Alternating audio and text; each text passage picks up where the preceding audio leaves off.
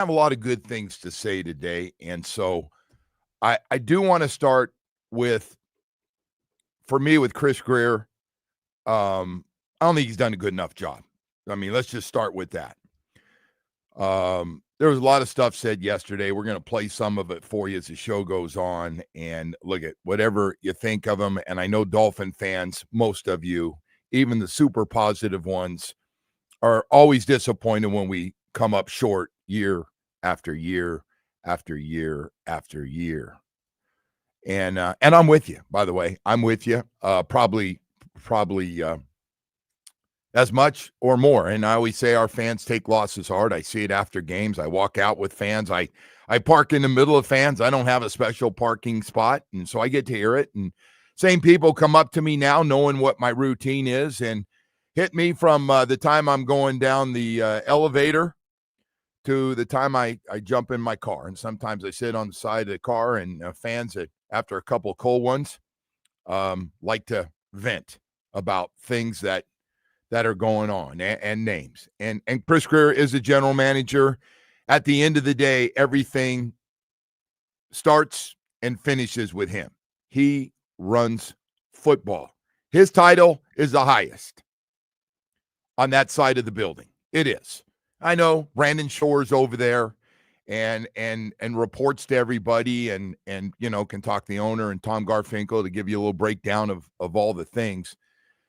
But when it comes to the football stuff and what we can do within the amount of money you have. Now, listen, we blew it out last year. We did. We spent a ridiculous amount of money. When they did that, I think everybody in our business knew, like, you can't do that every year. That was it. They blew it out last year trying to win it and extended contracts and gave out big contracts, and a quarterback and 2 wide receivers and a cornerback all got extensions. Or if you were pouting last year, you probably got your contract, is pretty much what happened if you're a good player.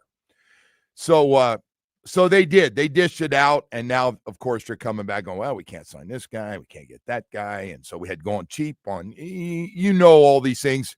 The media has done a great job of explaining a lot of stuff, whichever guy you like and or even don't like, but they're onto it. They're onto this whole thing. And I watched this thing over the years now and have been here since we actually won some playoff games. I've been on this radio station, most of it, and been able to talk about every win and loss and lack of playoff success and everything else that's taken place. And I'm just trying to lead you up before I jump into this thing. So I heard Chris talking about this is the first time in 4 or 5 years he's seen guys stay around and enjoy. Like, well, how do you let that happen? Like, what, you're picking the friggin' guys.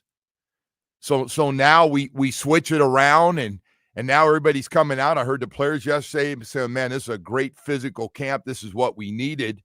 Okay, well, why'd this take so long? What have we been doing? Guys weren't like sprinting out of here before, after practice to get to the deli for a sandwich. I mean, what are we doing?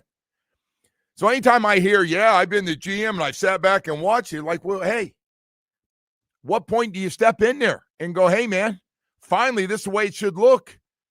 You've been a GM for a while, and now finally now the guys are staying around and acting like they like each other and all that stuff. So it's been a real crap show around here before this year. It was really bad last year. And I get it. Jalen Ramsey's a big part of it. The FU guy and screw you and don't talk to me. And that's not my job to worry about that guy and all those things that Jalen Ramsey was all about. He was about, I'm really friggin' good. You go out and get a whole bunch of guys like me, because when it's all said and done, I'm going to rank as one of the best at what I do. And listen, this behavior he had before we start giving him money, everybody knew what he was like. I sat up with the Jacksonville guys, and they were laughing. They had him from a young, talented guy, and as he got better and he got the money, and then he went out. And then the Rams saw it. And everybody, we got a great bargain on that one.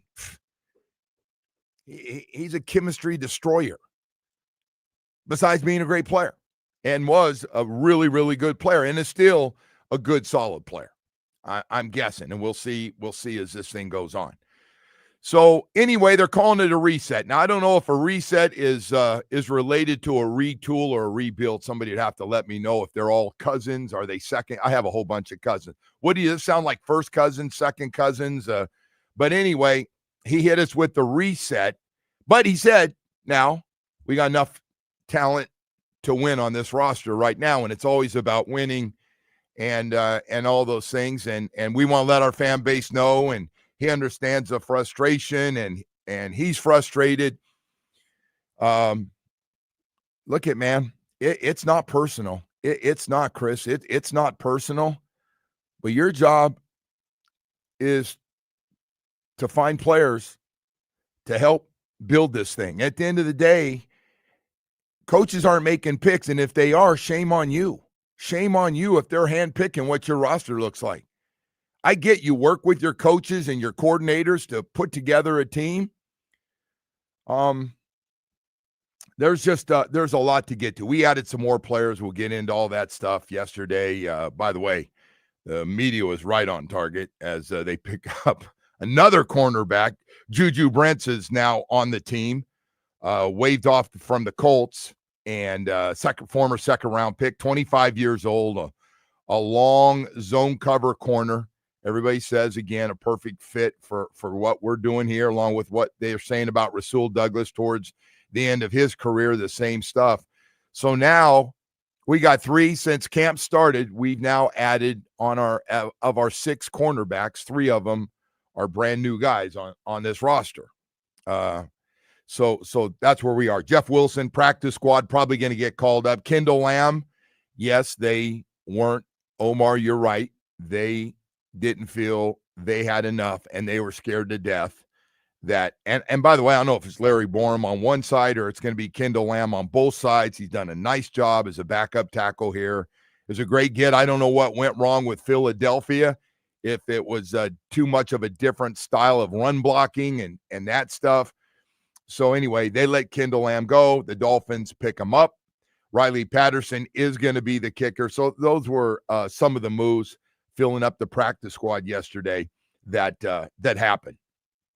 And by the way, they may not be done. They're put in on the waiver wire and with, maybe hoping to get some more guys and see what happens on everybody's roster again today. So anyway, here's Chris Greer on the secondary.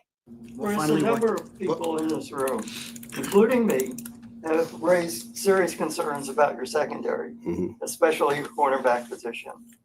Do you think we're making, to borrow your phrase, do you think we're more concerned about it than you are? Oh, you're turning it on me, huh? I know Coach Weaver and Mike have been, very, honest with you guys about it as well. We feel good about the room, adding Rasul Douglas in to the group. We feel was good. We've been talking to him throughout the summer, as most of you guys have known. Getting Minka added to the group was huge for us. Some of the young players, they're young corners. They have opportunities now to compete and make plays. I will tell you that Cam Smith is going on NFI today. So that's a little bit of a change. And also where we are right now, we're probably going to be aggressive here through the claims here this today too, to make hopefully get a couple other players at positions and add them to the roster. So we feel good about that group. They've competed. They've done well, all spring and summer battling. A lot of the stuff that we're working on are not things that they're going to be doing in regular season games. You're not game planning, showing things to teams. So it was good to see them out competing and working. And we've been very happy with it. And I know you guys have heard some of our receivers talk about how the guys have done a nice job, throughout camp and stuff. So now listen, they're young. Some of those guys are young. They got to prove it. And but we're excited about what the potential could be, but they have to do it now and for real, starting next Sunday. All right. So first of all, there ain't no we in GM, just so you know. There is no we in GM. There's not. There's no we. This is not like from the equipment manager to who's running the field up to Chris Greer and everybody in between. There's no we in GM. There's just not. So I'm hearing a lot of things hey, we're looking to add more guys, to be honest. We're checking the waiver wire. You don't go around checking the waiver wire on a 53-man roster if you like what you have on there. That's common sense. And no, we're looking to get more. We love this group, but we're looking to get more. Can't be both ways. Now, before you made these moves, you guys were over there saying, oh, no. And I get it, man. It's a positive. And I wouldn't be ripping any of the guys on the team during the time. And like I get it. When you go in meetings at night, you go, hey, Anthony Weaver goes, I don't have enough at corner, man. I mean, I'm saying all the right things, but we don't have enough. We need more. And that's why you got a Rasul now here. Rasul Douglas, 30 years old. And you're looking for upgrade even the young guys. And now on top of that, and I'm real careful on this, believe me, when it comes to mental health, I can't tell you enough. I don't joke about it. It's not funny. Been through it. And whatever Cam Smith is going through on his non-football injury list, I'm just going to leave it alone. Obviously, there's some things there. Once again, another year. I don't expect he's going to play for this team, not when you keep adding all these guys. And one of the reasons is because your second-round pick, your first pick just a few years ago, has just had some things he's got to work on. And that's it. I don't want to get into, if you've been out there, you've seen his body language, you've seen the injury. I think there's a disconnect on some things. And, I'm just real careful not to rip guys that are going through stuff. And I don't want to be that guy this morning and should have probably done a better job on part of the draft of going through that process in South Carolina and trying to get more information than we did, to be honest. And so anyway, and again, that all goes back to the general manager. It does. Like, guys, I get it. Hey, man, it'd be nice right now, if we're to be real honest, if we hit on a first and a second round pick and I was talking about Noah Igbenogany on one side and Cam Smith on the other, as a guy you took in the first round and a guy you took in the second round with your first pick in that draft. I wish that would have worked out, but that's not the case. So we go through. So just so you understand the bigger picture, and you're not going to hit on every draft pick, and I know it. And I've had people in the organization tell me, hey, nobody. You make it sound like ones and twos are automatic. Everybody misses on ones. And you're right. There's no question about it. It's just when we look at the big picture, we can't get to where we want to, like win a playoff game, as we're getting ready to set a new start. And I do believe our front of the roster is good enough to win a lot of games. I do. I don't think we're going to win 5 or 6 games. I don't. But it would have been nice, right? If we had those guys, you go, hey, man, one's 24, one's 25 years old. Isn't that amazing? Iggy's only 25 years old. Feel like he's been gone for a while. Part of the Tua and Jackson draft. So, hey, look, you hit on those guys, it'd have been nice. But not, now you got to go through all the other stuff that we've gone through with the drama, with the guy that we had to come in knowing there's some issues with him. Not a great team guy, but a great player. And we knew that stuff. If we didn't, we got to be the dumbest group of guys, because Jacksonville has been sitting back laughing at everyone about this, and they got their own problems. So, anyway, yeah, I'm by the way, I'm just getting started. I'm just getting started on this. We've got more. Yeah, I know we got a lot to go. I'm just curious, like, your bird's eye view of this thing. Like, how do you think Chris did yesterday? Because I know last year's press conference was a complete disaster, and I just playing all that stuff back during the season and stuff. And I don't think Chris is at his best during these press conferences. I don't think it's a strength. Yeah, I just don't. He knows stuff, says stuff. I think Ann tries to coach him up the best she can. Like, hey, Ann's up on everything. I think she's really good at the communication business, and says, Chris this, and Chris that, and Chris that. And listen, he came across on some serious stuff. He's not a bad guy. He's just not a bad guy. And by the way, for any of you idiots out there that send emails to him about you want him to die or the cancer stuff, like, Seriously, I'd punch you in the face if I saw you. Like, who does that? Seriously. You can disagree. You can be frustrated. You can say he's not very good at what he does. You can say he sucks. You can throw a couple of curse words in there, but come on. You take it personal with family. Come on, man. You're better than that out there. If those games are that serious to you, you probably need to reevaluate your life, I'm guessing. That's a great point. Right? That's Yeah. a great point. Look at man. And It's at the end of the sports. day, I know people get fired up here too and everything, but it's a game. It's a game. Hey, I get the losing, and I always say the Dolphins, the way they play kind of affects the mood of South Florida sometimes. It does. Yeah. Monday, and I see it it around. does. But at the same time, in the bigger picture, like what happened yesterday again with another shoot, or how you're doing, or how your job's going, or how your family's doing. Yeah, Dolphins have nothing to do with that. Yeah, should not affect you like that. And by the way, I don't And I think anybody appreciate wants to people win care. any more than Chris Greer. Oh no, he Chris wants to win is worse than any of these Dolphins fans do. Joe, Chris, his legacy, his life. Like, you're this exactly is it, right. Man. He's not getting another job like this. No, this is it. I'm sure Chris is aware of all this stuff. Yeah, man. And he's not a bad guy either. Like, that's the other thing. He's not a bad guy. He's not a mean-spirited guy. So I know him. I don't get how people get off doing I that know stuff, him, and I want to say all that stuff. And you can, it's easy, and you can do the hit and run with us because you guys do that too, and that's fine. This is a better place to vent than to send, No. the This is, but I'd rather you send it to us because we're not going to use it, and we can read it at the same time and shake our heads. But like, anybody goes out of their way to find his email and send him something that he can get a hold of. Come on, man. Seriously. Yeah. You telling me that's not good. I'm guessing if you're doing that, your own personal life's kind of crappy too, because that just sucks. Yeah. Anyway, hey, we got to go to break here. We got a lot more stuff to get to here this morning. As the Dolphins roster made more moves yesterday, and it sounds like, as you just heard from Chris Greer, we're not done. Love our roster. Well, you can't love our roster and keep adding more pieces to it on the 53, but I get what you're trying to say. I got to tell you, though, the part that just like, hey, I've been watching this thing over years, and, guys don't seem like they like each other, and they're leaving early. Hey, those are guys you're getting, man. You're the one standing next to them when they're signing those contracts and drafting them. Maybe we need, what's that thing they used to, we need gym rats, man. Who started that gym rats? Where was that a Parcells thing? We need gym rats around here.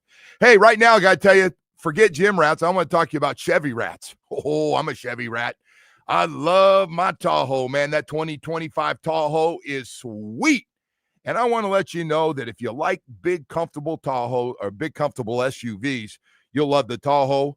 Boy, I'll tell you what. And it's not just that. It's a Suburban. Boy, do they just added more space to them.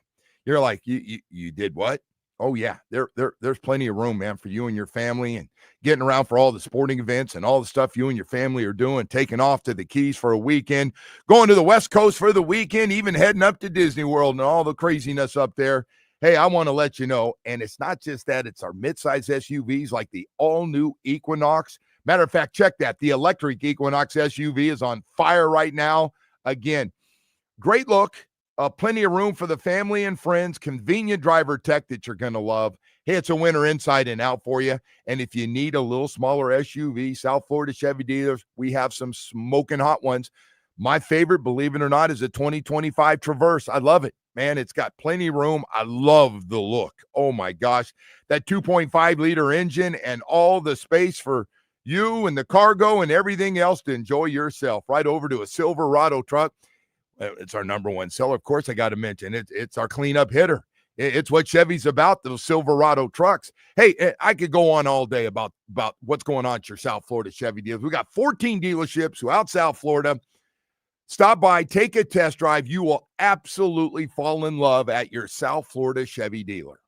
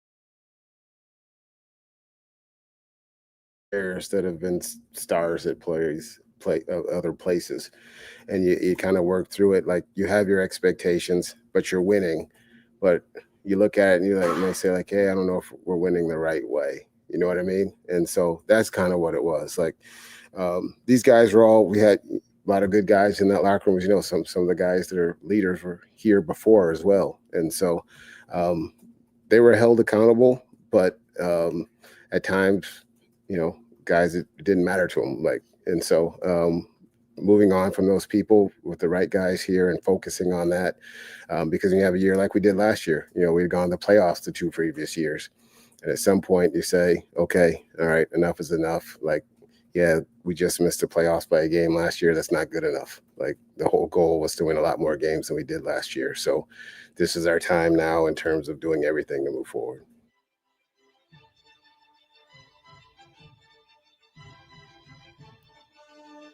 All right, that was more of Chris Greer, who just keeps on giving with some of the stuff.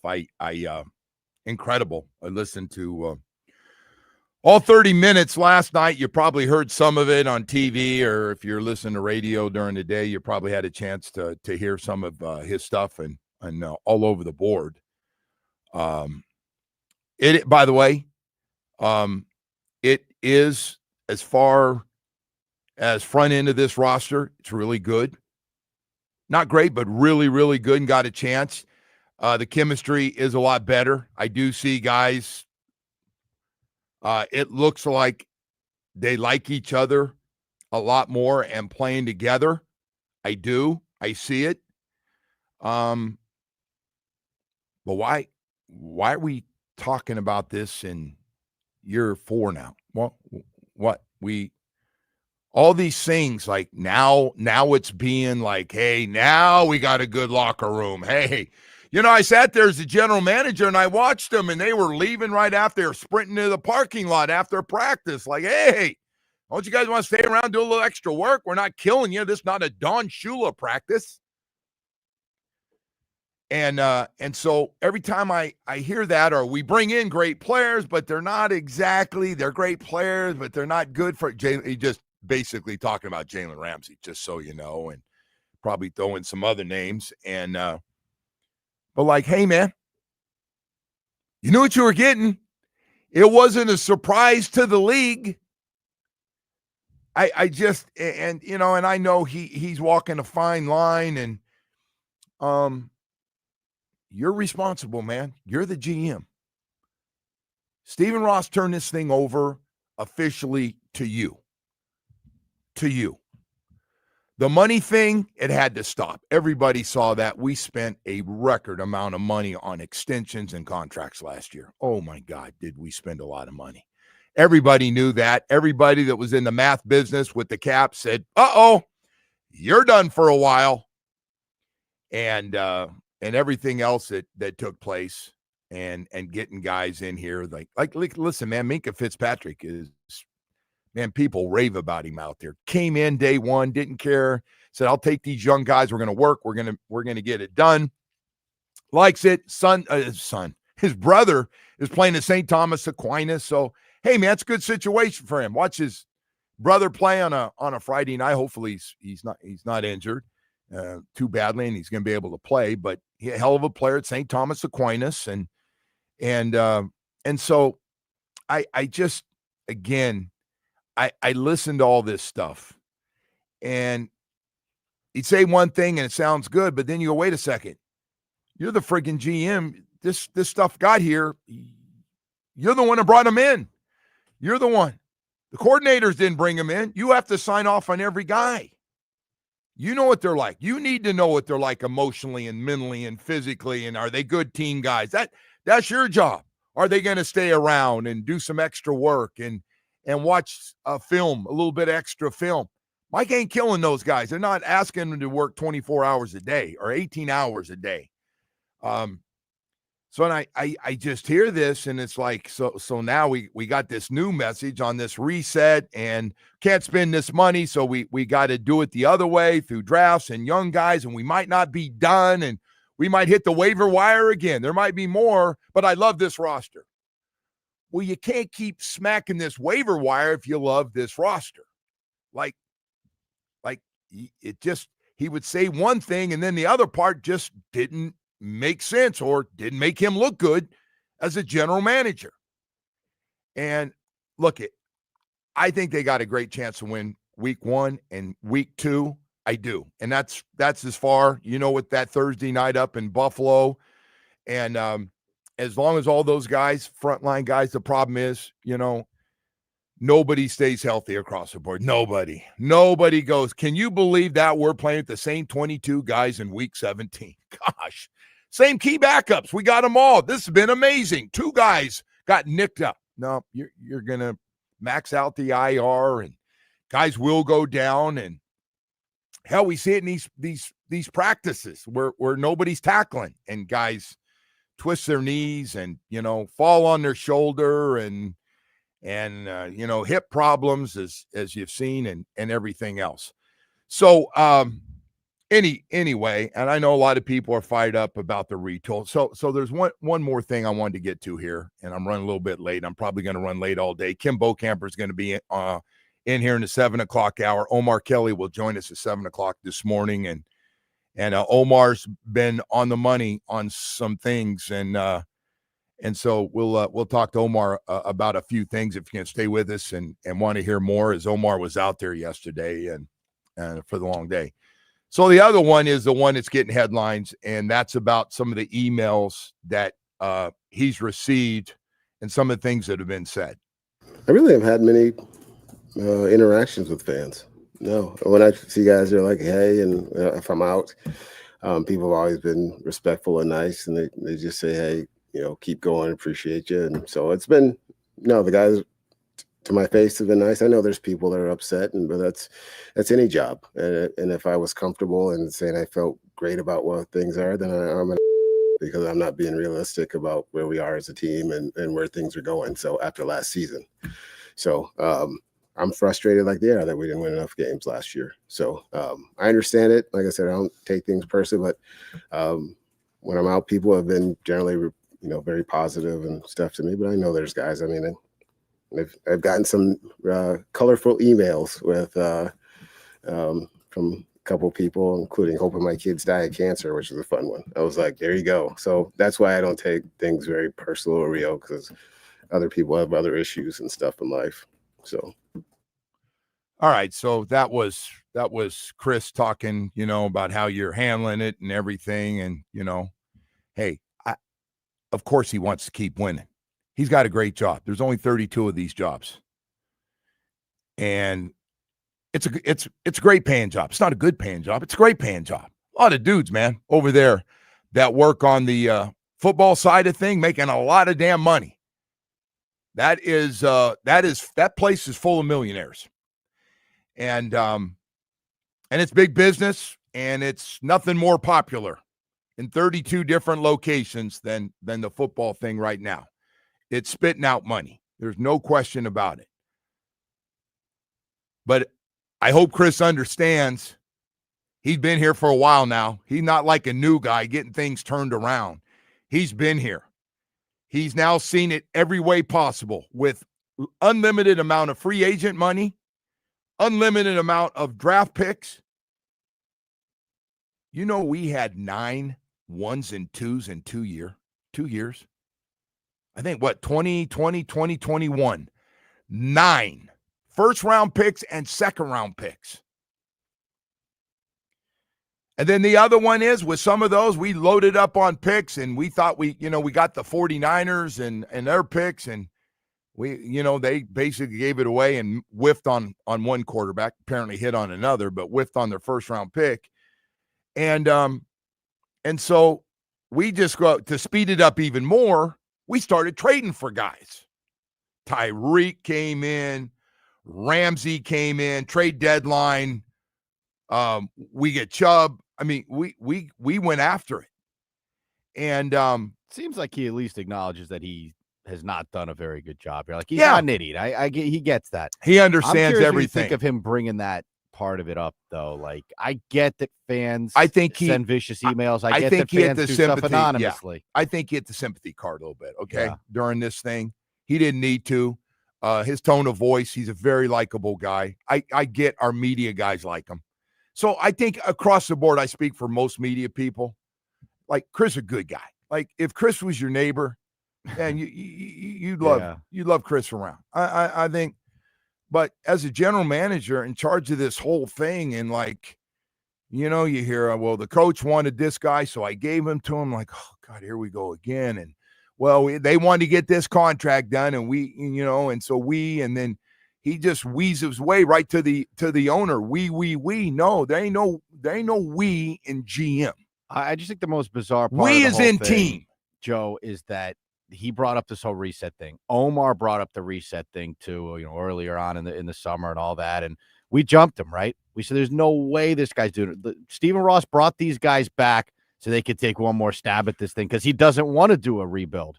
But that's why all that stuff is it's disheartening because it. So he I don't said know if he's looking big picture. He did leave that open, but he did say, I mean, and I knew this months ago, that there's going to be a reset. Everybody knew it. They couldn't keep spending the amount of money they did. And we're going to pay for some of that money they spent. We're going to have dead money. What's the difference between a reset and a rebuild, though? Like, they're first cousins. They're not. They're first cousins. They're not brothers and. But that's the thing to me, though. That's like so confusing about the whole thing. Like, you brought these guys back. For me, it felt like you got one shot with the roster that you have for the most part, right? You got your draft picks. We'll sign some guys. But this is it. You got one more shot with this core Chris players. Greer, let me just say this, and we've been saying this is not something brand new. Chris Greer likes his front line of guys they have. And he signed a couple of veterans to kind of patch up, knowing that some guys are going to get hurt. Brought in Judon. Kendall Lamb now makes you better at to throw the ball at either tackle position. And they brought in some of those guys and hopefully can develop some of these young guys quickly. And so, yeah, he's like, we can win if we can stay healthy enough. But Chris also knows the bottom part of that roster is not exactly what you want to bring home on a first date. It's just not. I just hope that he understands and he knows, and maybe this isn't the truth though, Joe, but Chris knows everything. He doesn't always say it. That this is it. Like, if this thing doesn't go well and you don't show some significant improvement, unless he's been told something different. I don't think. I have Mr. trouble. Ross told him, hey, listen, take your time, build this thing back up. All right, listen. I don't know. We got to go to break. I hope that's not. We got more time to hit this stuff and talk more about Chris yesterday. And I don't know, man. I think some of our guys thought Chris did a nice job yesterday. So anyway, hey, listen. I want to talk about Atlantic Men's Clinic. Boy, if you're in a little funk right now that even has you thinking about a vicious email or something, you probably have low T to start with. That's a problem. And then you may have ED, the frustration of your sex drive is gone, and that may force you to send a nasty email. Whatever it is, man, I want to let you know, Atlantic Men's Clinic, I was that grumpy old man for a little while. The guy that was sleeping all the time, snapping, no sex drive, by the way, is completely gone. Apologizing to my wife. I don't know what's going on here. And, geez, it was just bad. I just had all kinds of problems. And, hey, listen, happens to every guy. Go to Atlantic Men's Clinic, went that first appointment, got all that testing done, the PSA test. You meet with their professionals. This is what they do. They knock out low T and ED. They get your numbers back up where they need to be. You get back to normal, and you're going, wow, this is incredible. I'm in my 60s. I feel like I'm back in my 40s again.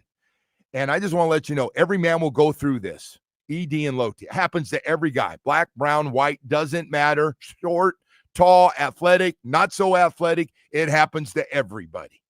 And the question is, what are you going to do when it hits? And if it's hit you and you're not sure what to do, I want to tell you, I had a great experience at Atlantic Men's Clinic, and things turned around quickly. That's the number one question. If I get on the program, how long is it going to take? Quickly. It works quickly. Schedule a consultation with Atlantic Men's Clinic. Do it today. The PSA test, well, you meet with their professionals, and then they put you on a program that's going to get you great results the right way, the healthy way, and you're going to be happy. 7 locations in South Florida. I go to the Plantation one, but they got a brand new one in Hollywood now, too. It is fantastic. They're all first class with great people. And don't be embarrassed, man. This happens every guy. I see guys now, we all laugh in there when I see guys in their 40s, 50s, 60s. We all have a great laugh. Hey, you do your own shots? No, I got to get them done professionally. 877-455-7300 or visit AtlanticMen'sClinic.com. It works.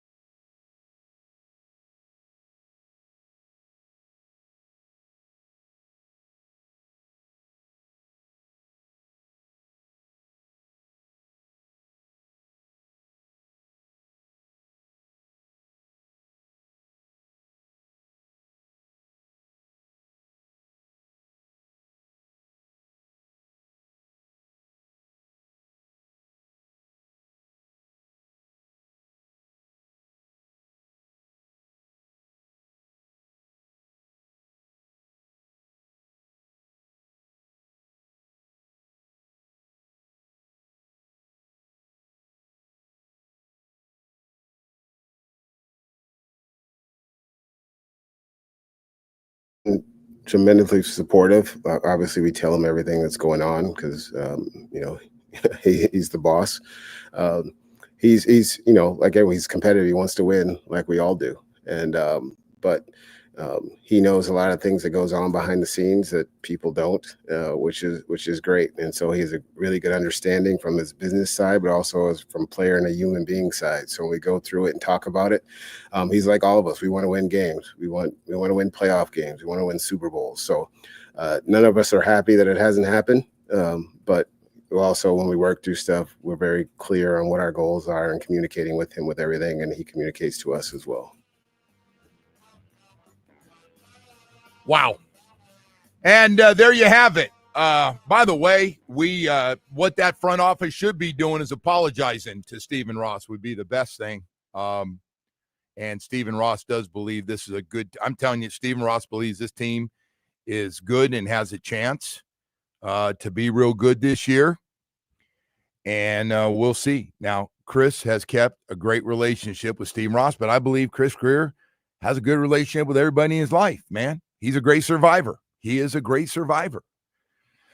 And anyway, wanted to let you know and hear that part. There was a lot of stuff, 30 minutes of Chris Greer after. And as you've heard, the roster's not done. There could add some more pieces. It wasn't just yesterday adding a cornerback and bringing in, by the way, not just young guys, but also bringing in veterans. Jeff Wilson is going to the practice squad, but is expected to probably jump on the big team for the Colts game. You can bring practice squad guys up and send them back down a couple of times. And so we'll keep an eye on that. Having Jeff back, it didn't work out in San Francisco. And so he's back for a second time around. And we just got all this stuff, man, on the reset. What is this? A reset Thursday, as that was one of the messages. The problem is you get part of the message and then you hear the back part of it, and then you're going, it doesn't all add up. Like it doesn't. And then he'll take a shot at the last couple of years and the teams didn't have, but this team has. And you're like, well, wait a second. You're responsible for all of them. Like, you're the guy that oversees. You are the umbrella. You're the GM. So if guys are leaving early, you're the one who signed them or drafted them. If a guy can't get along with everybody, you're the one who had your staff spend time with them and talk to everybody, and he's supposed to be a great team guy and just a guy you want on your team. And so now we have those guys. And by the way, they have some really good guys. I thought they had great guys last year. So we'll tell you what a dumbass I am. I mean, I knew a couple of guys that weren't, but I don't know. There are good guys. There are good guys like talk football and college with you and might ask you how they played and what you thought of a certain play and everything while you're going. And they appreciate when you see something that nobody's talking about. But anyway, hey, listen, we got to get all caught up here. We got 7 o'clock hour. Omar Kelly's going to join us when we come back. So we're just going to take a couple of minutes here and jump on that. And we'll come back and get Omar's take on everything. He's got some articles in the Miami Herald today as well. And then Kim Bocamper will join us also coming up here. Protect your home with Loctite Impact Windows, Doors, and Roofing. You got that old leaky roof? Not a good time right now with all this rain coming down hard. Replace your old roof now and pay later. Loctite Impact offers the highest quality roofing materials with lifetime warranty plus thousands of 5-star reviews. You can save big on legendary state-of-the-art Impact windows and doors. Impact windows as low as $6 per window per month installed. If you're starting to look around, make sure you put Loctite on that list. Now, when you call them, they got a great professional staff that sits in there and will answer all your questions, get you all set up, and get the process started. Just call 954-500-LOCK. They cover all of South Florida. Visit LoctiteImpact.com. That's LoctiteImpact.com. And remember, protect your home now. Don't wait for the next hurricane to hit. Go to Loctite Impact Windows, Doors, and Roofing. Sports.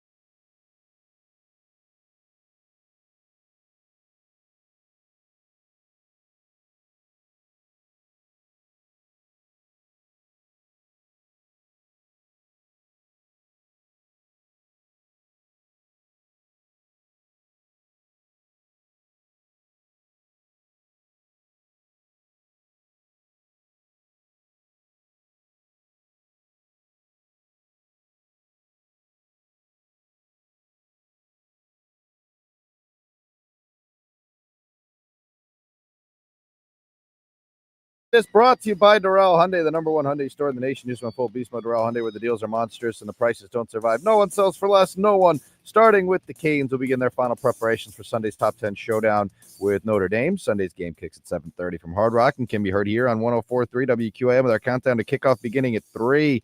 Over to the Marlins, who fell to the Braves 12-1. Miami will now head to New York for a 4-game series with the Mets. Tonight's first pitch is at 7:10. And in soccer, Inter Miami beat Orlando 3-1 to advance to the finals of the League's Cup. The Joe Rose Show continues now.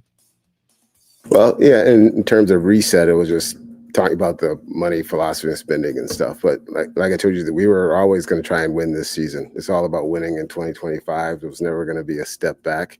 I think you guys have been around the players and in the locker room and talking to players. It's been a little different down there in how they've approached things. And we saw it from day one in OTAs. Like the offensive and defensive groups would stay out on the field on their own, which I'd never seen here in years, for like an hour after OTA as a group by themselves on their own time, walking through stuff, going through, holding each other accountable.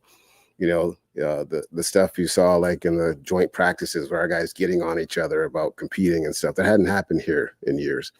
So it's a different mindset, you know, led by Mike, that we talked about right from that last team meeting at the end of last season when he told them what it was going to be. And it's been that way, and the players have responded incredibly. So we're excited. We're going to try and win as many games as we always can, and we feel good about the group and what it could be. And so we'll see how it plays out.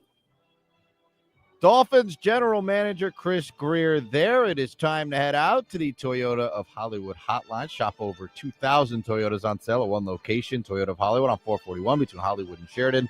ToyotaofHollywood.com. All right, thank you, Woody. Omar Kelly, Miami Herald Dolphins columnist. Look at Omar. Whatever you think, Omar has been all over some of this stuff, and he was right on the money when they were going, no, we like this roster. It's great.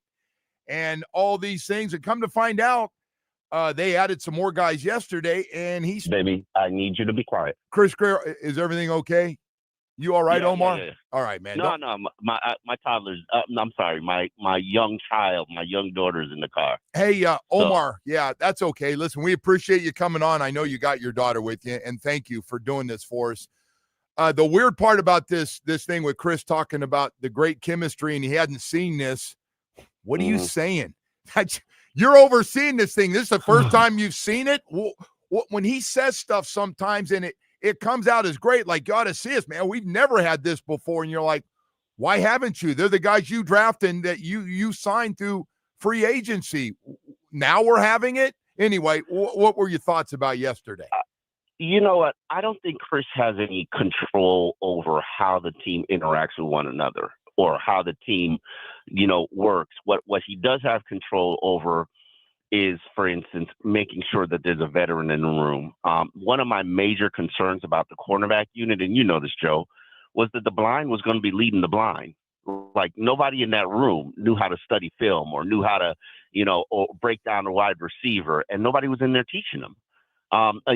Yes, there's a position coach, but he's got 2 years of experience under his belt. Like, if there was maybe a Sam Madison in the room, I would feel a little bit more confident. But, it was the blind leading the blind. So they add Rasul Douglas. That helps. But, there were instances where, and I'll just give you the specific examples that I know. The bad guys in the locker room, where Jalen Ramsey's a mercenary. Jordan Poyer's heart was always in Buffalo. So literally, even though he's a Dolphins player, he's acting like his teammates are his own enemy. He comes in and he basically says, yeah, you guys are soft. No, it's not. You guys are soft. We are soft. You get Odell Beckham, who, let's be real about it. Not only was he washed, but Odell Beckham liked the life. The South Florida life. And you always got to be worried about the people who want to be here because they want to be part of the South Florida life. So who's that on? I agree with all these things, but who's that on when you decide, by the way, as Poyer's up there telling the Bills how great it is and how bad it was down here, maybe he could mention he didn't make one friggin' play last year starting all those games. Oh, he made one play. It just cost Miami the game against Buffalo. He made one play. It was a big old penalty. helmet to helmet that cost the team, the victory. Listen, while you could put these teams together and you could do all the investigative work that you want to do, and you spend millions of dollars on investigative work on players' personalities in the draft process, I don't think you do that in free agency, and maybe you need to. But in free agency, just keep in mind how we built this team, which was 1 year rentals and big money players and players that you traded for because they were elite talents. And let's not pretend like Jalen Ramsey wasn't an elite talent. I mean, the guy came back from a season-ending knee injury in 5 months? Everybody forget about that. They forget about the Pro Bowl season. Was he the greatest locker room guy? Probably not. Was he one of the first guys rushing out the building? Probably was.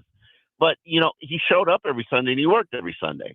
Now, also, if you want to question about the culture, then you also have to consider the fact that you're not retaining your own. You're not retaining your own homegrown players, the Rob Hunts, the Christian Wilkins, the Andrew Van Ginkels.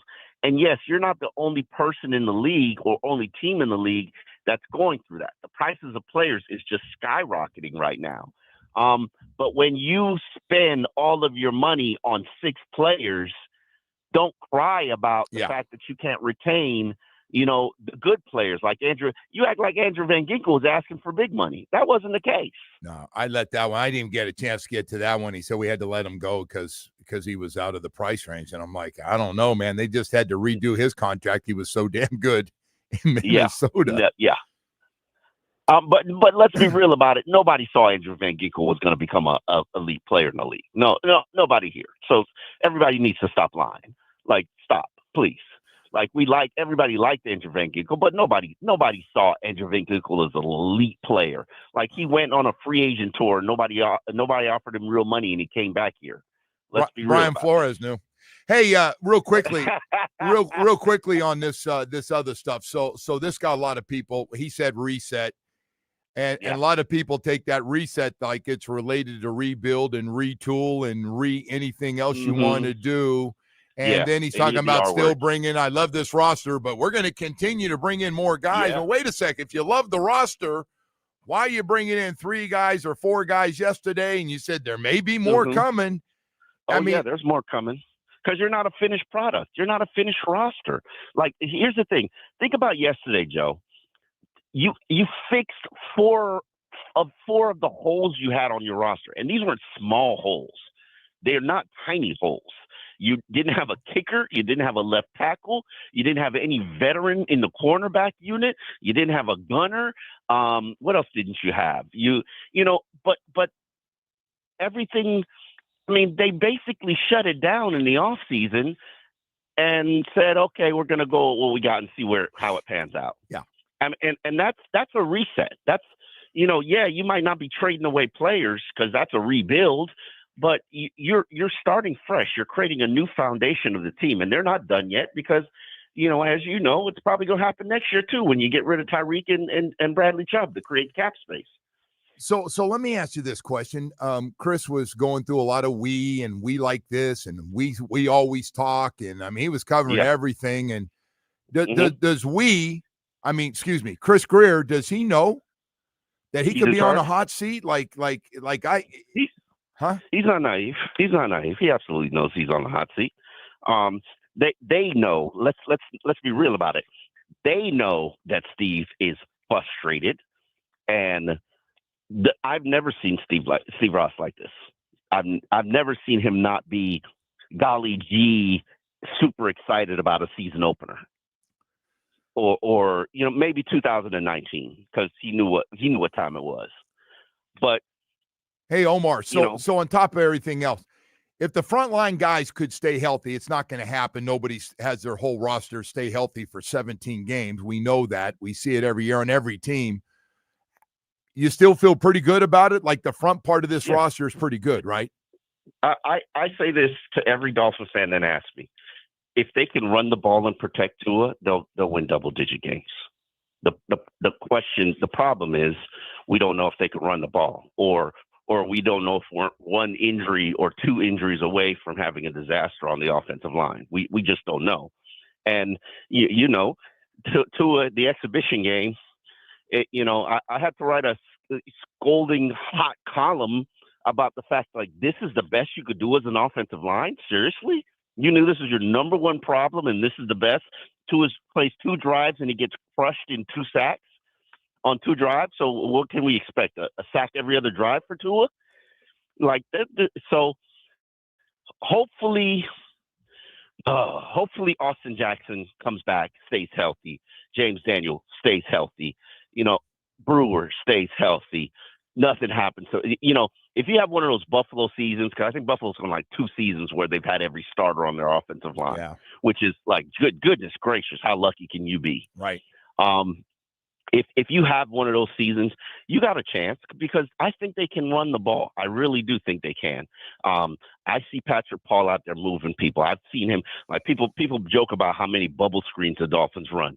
Do you know that I watch practice and the bubble screen is probably the most productive play because you got Patrick Paul, all 6'7", 340 pounds of him, running 20 yards downfield, terrorizing every defender who doesn't want any part of it.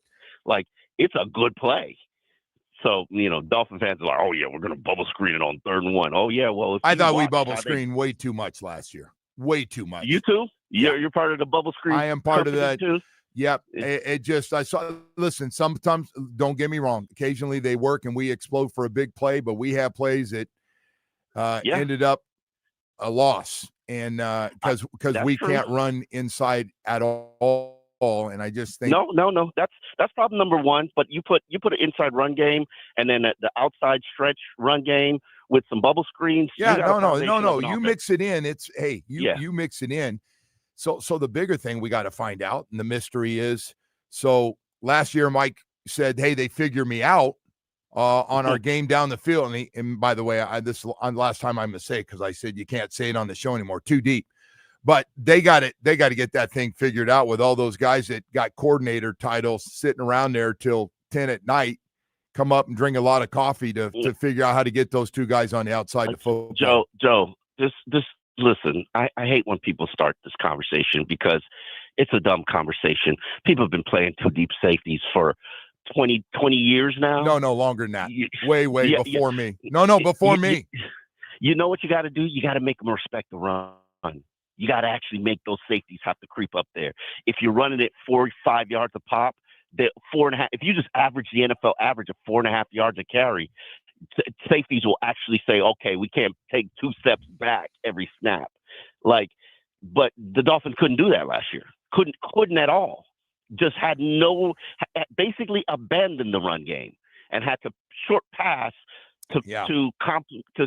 like people don't realize, like, I don't understand how people don't understand the foundation of football. It's trench play, running the ball. If you could do both of those things, you have a good, solid foundation of a team. Hey, before I let it's not about the speed and finesse and all this pretty fantasy football crap. Well, this team was kind of built on a lot of that stuff. Now, that team was built on a track meet, and we still win the track meet. I think we still win that race with what we have. Hey, last question for you, and I'll let you go, and I appreciate you there. I know you're taking care of the little one today. Chris Greer's performance in 30 minutes, what'd you think? I know a lot of different things said. What'd you think overall? He went in and he completely diffused everybody in all the areas. He's like, I signed Kendall Lamb. I got Jeff Wilson. He looked right at you too. When he got Kendall Lamb, he looked right at you, didn't he? Yeah. He's like, I got Kendall Lamb. Get off my back. I'm like, yeah. I think he did well. I'm actually was watching it right now again, trying to pick up the little nuggets of things that I might have missed. Do me a favor though. Don't be talking about like all the things that you're seeing right now you haven't seen in the past. You've been overseeing this thing. It's not like your first year. Don't say that stuff. Yeah, but he's got no control over that. What do you mean? He's a general manager. You're giving him the GM hall pass. You don't control personalities. Don't control people. You don't control who becomes your leader of the team. He has no control of that. Neither does Mike.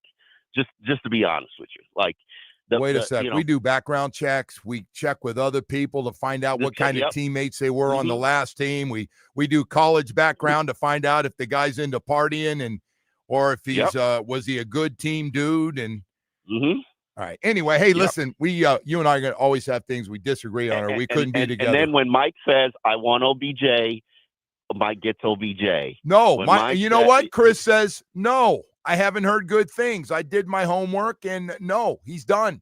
He doesn't want to play. He only wants to build up followers. Chris's personality's not like that. Well, you know well exactly. then don't be a GM. Be a assistant head coach that just goes, yes, sir, and yeah, if that's what you want. All right, hey, man, thanks, Omar. I appreciate it. We'll continue this later, buddy. Thank you. All right, talk to you later. All right. Hey, I want to tell you, we're running late again. Chapman Partnership, man, I just got to tell you the work they're doing is fantastic, and I want to let you know, I know the homeless thing drives a lot of people nuts, and they bother you at the car, at the stop sign, the stop lights, and everything else. Oh, here he comes again, the same guy, and hey, listen, Chapman's doing great work for the homeless, and it's not just a bite to eat and maybe take a shower, grab a little sleep, and then let them go back out on the streets all night. No, it's total 24-hour rehabilitation and helping people. They've got great support, wraparound services. Chapman actually is the goals within 3 to 4 months is to help them get back with mental health doctors and doctors and find a job and start feeling good and find a place to live. And they do it all, man. They're celebrating their 30th anniversary this year. 30 years of hope. Man, I'm telling you, one of the great programs anywhere in South Florida's Chapman Partnership. A lot of people around the country are trying to do the same thing. They can only hope because we're doing it. Chapman has assisted over 145,000 individuals and families to overcome self-sufficiency. 30 years, man, 30 years of hope. They've been doing it. And we need your help more than ever for all the services that we have to help. More and more people are coming. We're helping as many people as we can. Join me here at WQM to show your support to one of my favorite charities, really making a difference in our community. Any level of support is so impactful. Let's help support families and individuals overcoming homelessness at Chapman here in 2025. Go online to chapmanpartnership.org. Any amount of money you can give will make a big difference going directly to Chapman Partnership. Thank you. Sports lives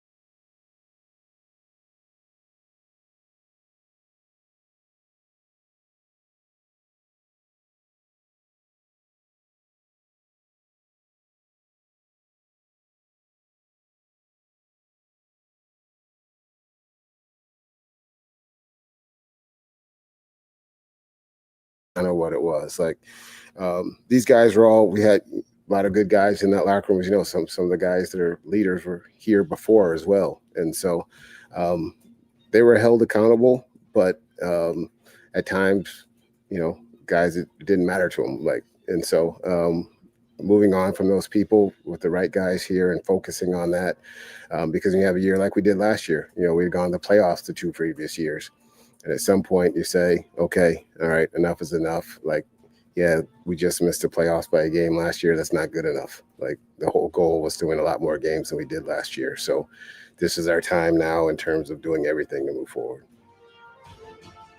30 minutes of Chris Greer after another day of adding more young players. And, oh, by the way, Kim Bocamper's with us. Bo said he's not done. There could be more young guys on the way. They're going to have to do a couple things. I don't know. You got a kicker you're worrying about. And got a kicker. You got some of those guys that are dragging around there. And, you know, Joe, it's you know, when does this team become a team that making the playoffs is the goal? Right? When's this team going to become a team that, you know, what's the goal? The goal is getting to the Super Bowl. The goal is getting past the first round. The goal is not sliding into the wild card and hit the road for cold weather. Yeah. That's not the goal. Yeah, no, it's not. I mean, and look, we've seen it over the years with numerous coaches, you know, and you know, so if you're in the AFC East and you get a wild card spot and you're going to go within your division to play somebody, you know, you're done, because it's going to be 30 degrees, 20 degrees, whatever. And then if you go to Kansas City, same thing. No, you're right. You go Baltimore, Kansas City, and Buffalo are all cold if you believe those are 3 teams. Yeah, exactly. And that's what it is, right? I mean, that's the lineup. So, you know, I do. So here's what I do. I do believe that the roster makeup now is better than it's been, but it is. But, you know, young players, it's not an immediate impact. You know what I mean? There's growing like pains all these. in there. There's you know, you're gonna have 1, 2, 3. You're gonna have 4 or 5 rookies that are gonna have to play, right?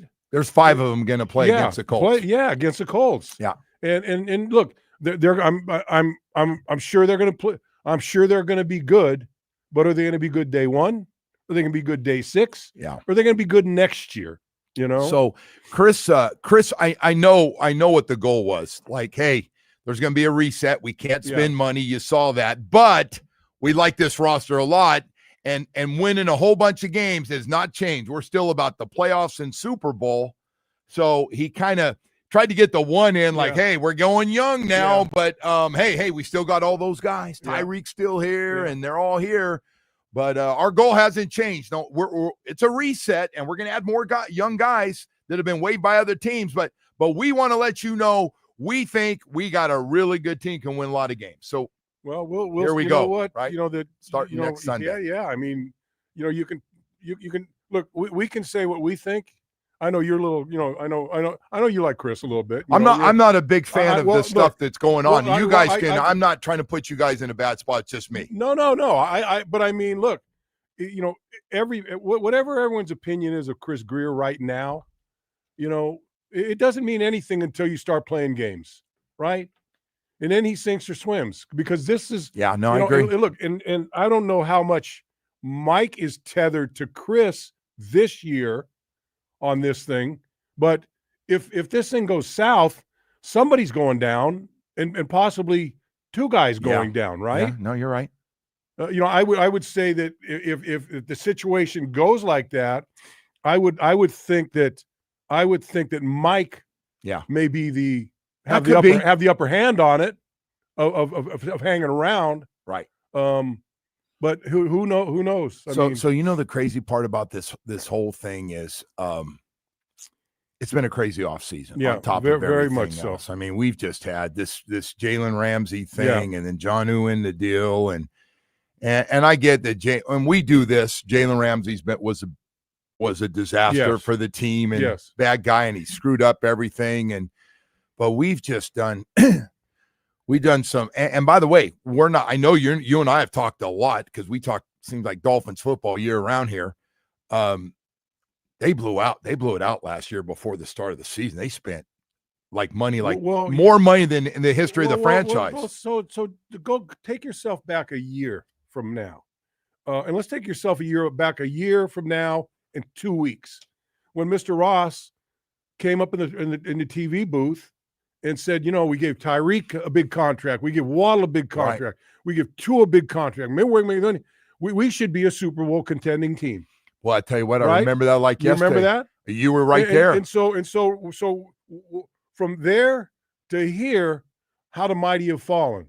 With maybe not because we don't know what this team's going to play like, but the expectations from last year to this year, when you had you had Jalen Ramsey, you had all these guys that that were going to happy new contracts. Oh, everyone was happy. Everyone happy group. Yeah, and it was the team was running the team. Hey, I'm gonna have the team's the team was running. Team's gonna run the team. Team's gonna run the team.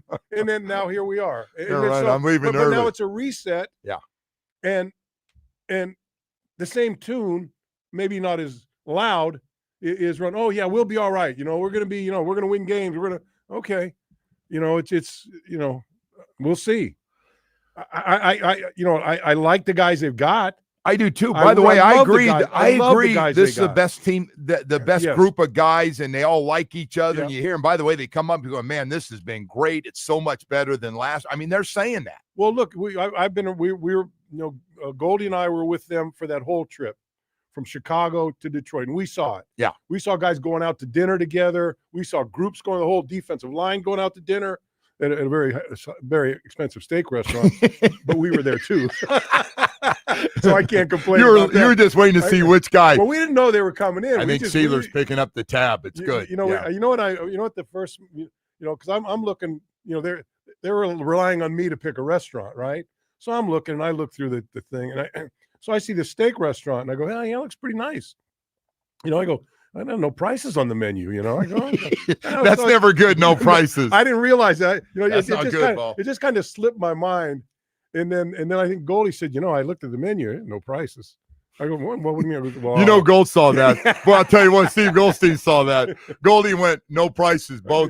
I think Goldie. Red alert. Goldie said, look, there's no price on it. So we started reaching his pocket to see how much money. He goes, you got this one, right? Yeah, you got this one again, Bo, right? No, I'll tell you what, this is way off track, but, we were there. We had a friend of mine, a lifelong, ever since I've been in Florida, been a friend of mine, really a good man. Great, he's a powerful attorney and money is, he's a pretty wealthy guy. And I knew it was expensive when he looks at the menu. Goes, hey, do you guys mind if we split it 3 ways? when the wealthy guy got homes everywhere, goes, we might have to split this. You knew you were in for a big one. I go, oh, let me look at that. Let me look at that hamburger steak, that Chuck steak. Yeah, they got that expensive burger. I'll take it. Hey, we got to go to break. We've got a lot more. Kimbo Camper's with us, and we got more to get to here today. We've got actually a lot of stuff, a lot of NFL news as well. And we apologize. The Notre Dame and game is taking a little back seat, but not really. Sunday night, it is big news, and we'll be hitting that hard tomorrow as well. But right now, I want to talk to you about Michael Kotze at Choice Mortgage. Let's talk about getting you a mortgage quickly. A little frustrated with the banks, taking a little too long. No problem. Michael Kotze, let's get all the work done. Let's get the paperwork done. Let's get you approved. Rates in the 5s right now. First-time home buyer rates. He's got a great program for you. Get you approved. Get you right back in the game. The next time you find a place and there's 4 or 5 others in trying to get the same house, you're going to get it because you're all set. You don't have to worry. You've been approved for that amount of money, so you're good to go. Self-employed, been declined by the banks? Michael Kotze at Choice Mortgage got a great program for you. Matter of fact, a program for seniors 62 and older, programs that convert your home equity into money. So you're sitting there about ready to retire, doesn't have the amount of money you thought you would, but you're sitting there, you paid that home off, and you got a lot of equity in that home. Boy, we'll get you all that money. Hey, I just tell you, Michael Kotze at Choice Mortgage does it all. He really does. Has for more than 30 years now. He has no life. The man works all the time, 7 days a week. Call or text him, 561-441-2730. That's MLS 166254. Rates and terms subject to change. Daily without notice. He's an equal housing lender. My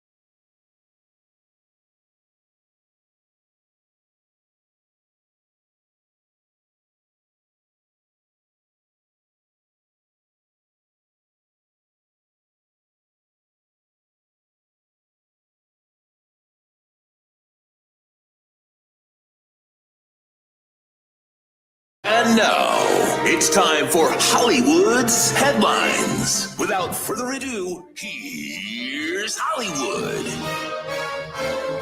All right, Woody, what do you have for us today? All right, guys, let's lighten the mood a little bit here with this story. Has the mood been kind of down? I'm just kidding. We're going to make it worse. I thought the mood was good. My mood got bad when I walked in and saw Hollywood in there. I thought I thought right. All Day Dan Day was going to be in there. Oh, that was a downer. That stinks, bro. That stinks. Don't worry, we got something coming for you later. Yeah, okay. Oh man. It's football season, so we're going to get back at it here. But anyway, so we were talking about Chris Greer and the email that the fans sent him. You guys can decide which is worse. So Clemson getting set to play a big matchup this weekend against LSU, right? Yeah. So somebody decided they would go on one of the Clemson message boards and make a very detailed post about how quarterback Cade Klubnik got in a car accident. Oh no. This is not, again, this sucks that people do this stuff. Who does this stuff? Sick people. But you listen enjoy to it, this. right? You enjoy it, right? No, I actually, this one. We use I it don't though find every this one time funny. somebody does it, All get right. somebody. No, again, I want you to decide which one's worse, the Chris Greer one or this one. Here he is talking about it. Yeah, I was sitting at home, just hanging out with my roommates, and my mom calls me, crying, and I'm like, "What's going on?" And she's just like tearing up, acting like seeing if I'm okay, and I'm like, "Yeah, I'm fine. What's going on?" She, saw the post that dude or whoever posted, but that was the first thing I heard of it, and then the calls and texts started coming in. But man, just I don't know who it was, but man, just shame on them for the pain that they had to put people that I love through. So I'm not really interested in talking about it anymore. But it was a messed up joke and whatever. But I'm okay. So did he have an accident? Or No. no accident not at at all. all. Totally Like, not pranked even and got the not even mother. a fender bender, and the guy turned it into. No, No, it wasn't. There that's- was no that's not accident. right. What's wrong with That's people? not Like right. you and I know pranks that are funny. Yeah, no, that's not fun. Like taking Marino's shoulder pads well, and yeah. but this No, is that's like not funny. people are this is stupid. No. Especially, you got. I mean, you imagine someone that reads it, calls the parents, and Yeah, goes right. and then I mean. That's more realistic. Look, It at probably his what age, happened. his parents yeah. are probably 60 or 70, right? Somewhere in there. Yeah. That's yeah. Things have gotten mean out there, man. Hey, Yeah, by the it's- way, yeah. so to Woody's point, you saw Chris talked about this yesterday that he gets emails from upset fans hoping your kids die of cancer. Yeah, like, no, what's no, wrong with come on. people? Yeah, I don't Like, know. And you Which know one's what? There's- worse? there's in I the don't big wanna weigh in picture on of that life, one. what are we doing, Yeah. man? Well, come on. Yeah.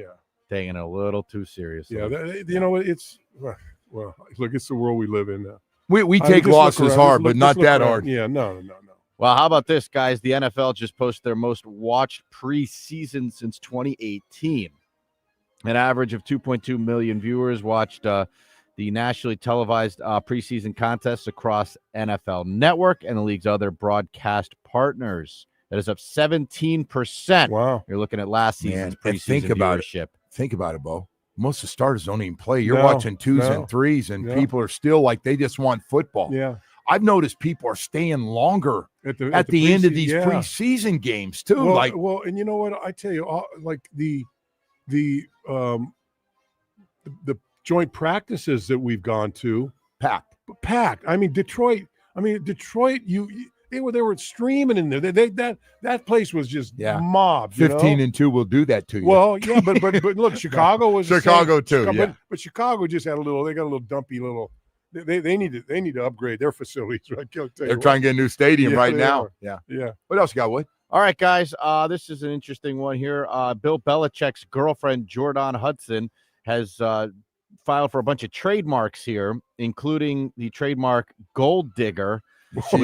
She's the president of the club. She should. How about can she trademark She's Hot? See, I think she's hot too, and he doesn't think that. He doesn't think she's very attractive. Well, he's not our age. That is true. All right, I could see.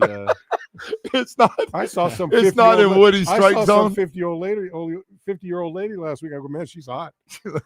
Well, some guy was all riled up on the text yesterday because I guess Tommy Fleetwood, the golf guy, has. He's married to a 50-year-old yeah, woman. Yeah, but it's a 20-year difference. I look like so 20 years, man. So Come did you on. see? He won the tournament. First tournament he's won. Yeah. And his She wasn't there. No, she wasn't there. But his stepson comes out. Stepson looked like he was older than him. Way to go, Dad. You get Scotty comes out. His wife and baby comes out. Anyone comes out, he goes, "Way to go, Dad." Fleetwood comes out, and the guy comes out. Hey, good, congratulations. Oh, that was funny. I didn't realize Fleetwood's wife's a lot older, and he's telling people, "I love her. You guys keep trying to set me up." She says she looks a lot younger. Yeah, she does. I mean, like 20 years is one thing. I saw a little picture of her. She's a little dumpy. The girl here is like, what? She's dumpy. Why does this bother you so much? I don't see a problem with an older guy dating somebody 40 or 50 years younger. I would love to see this happen to you.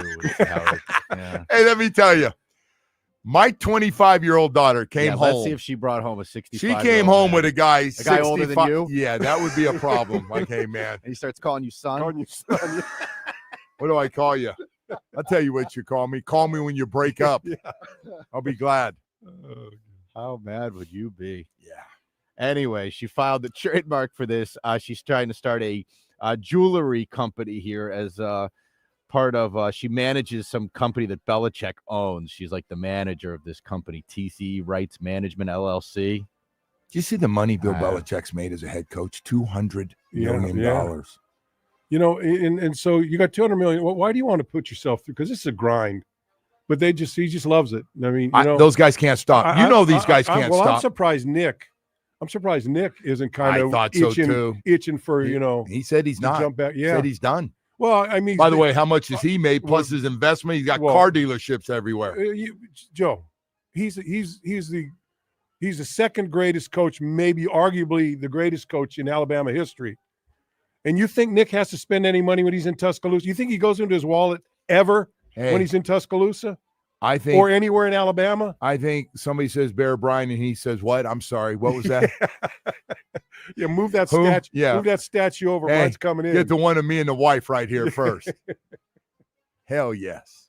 All right, guys, and finally, nobody won the Powerball, so we are up to now. Good. I didn't get in. Can we get in here or no? You can. Yeah. Next drawing is Saturday, Joe, and you're up to almost $1 billion. $950 million. They're looking at. $1 billion. Almost $1 billion. Yeah.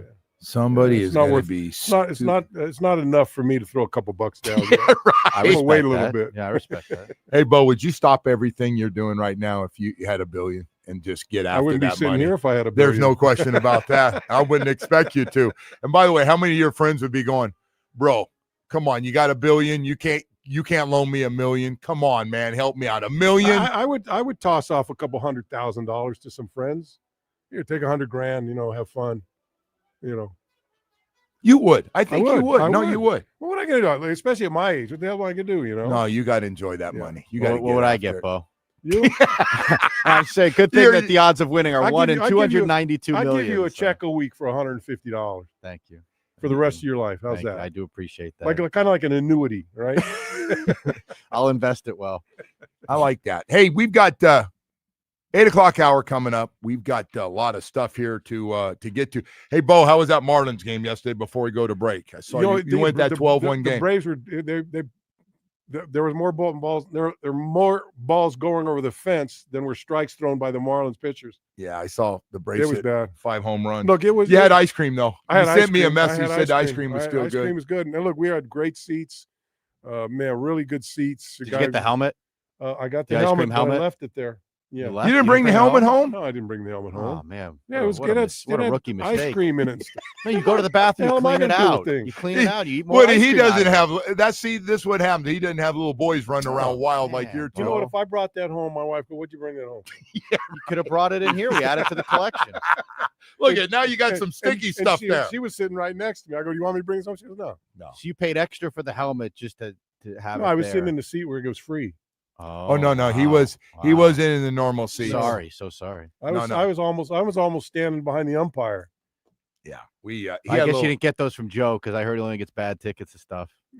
All right, we've got 8:00. You can't help yourself, man. You hear about this story? 8:00 some hours guy in the corner at the UM game. Bo, by the way, Bo's gone through this too with getting tickets for people, Yeah, I and then don't they wanna know bitch anything about about tickets. Bo gets I- good seats for I don't people. wanna know would anything think, about right? tickets. By the way, Bo goes and tries a lot harder than I do to get good tickets for way too many people. Anyway, we got to go to break here. We got a lot of stuff to get to. I got to tell you, these Cliggy's carts, man, a lot of people in South Florida are talking. If you have one, you're going, oh, yeah, hell yeah. Cliggy's carts are ridiculous, man. That's different level. If you want a really nice golf cart to get around in the neighborhood, really enjoy yourself, also put out on the street, listen, Cliggy's carts features Royal EV golf carts, 48 and 72 volt lithium battery options to give you all the speed you need. They're designed and engineered to be the leader in quality and safety with aluminum frames. First of all, the safety features are ridiculous. You will not have to worry about the little one getting on it and doing something crazy in an accident. And aluminum keeps you away from the rust. Adjustable front seat in all of their 6-seat models. No one else, by the way, has that. They have 4 and 6-seaters. Hey, they'll even do, when you buy one at Cliggy's Carts, one of these beautiful, nice, fully loaded golf carts. It's different level golf cart at a price nobody else can touch in the same category. Nobody can touch. They'll do team colors for you, too. Sound bars, LED lighting, Cliggy's Carts, located at Okeechobee Steakhouse on Okeechobee Boulevard in West Palm Beach. Call 877-CLIGGYS, that's KLIGGYS, or visit Cliggy'sCarts.com. You got to go up there. I can send you to the website, but you got to go up there and see them in person. Take them for a test drive. You'll get exactly what you need. You'll fall in love. And, hey, the best part of this whole thing, Cliggy's will deliver for free anywhere in South Florida. When you get that smoking hot Cliggy's cart, call me and let me know, because you're absolutely going to love it. 104.3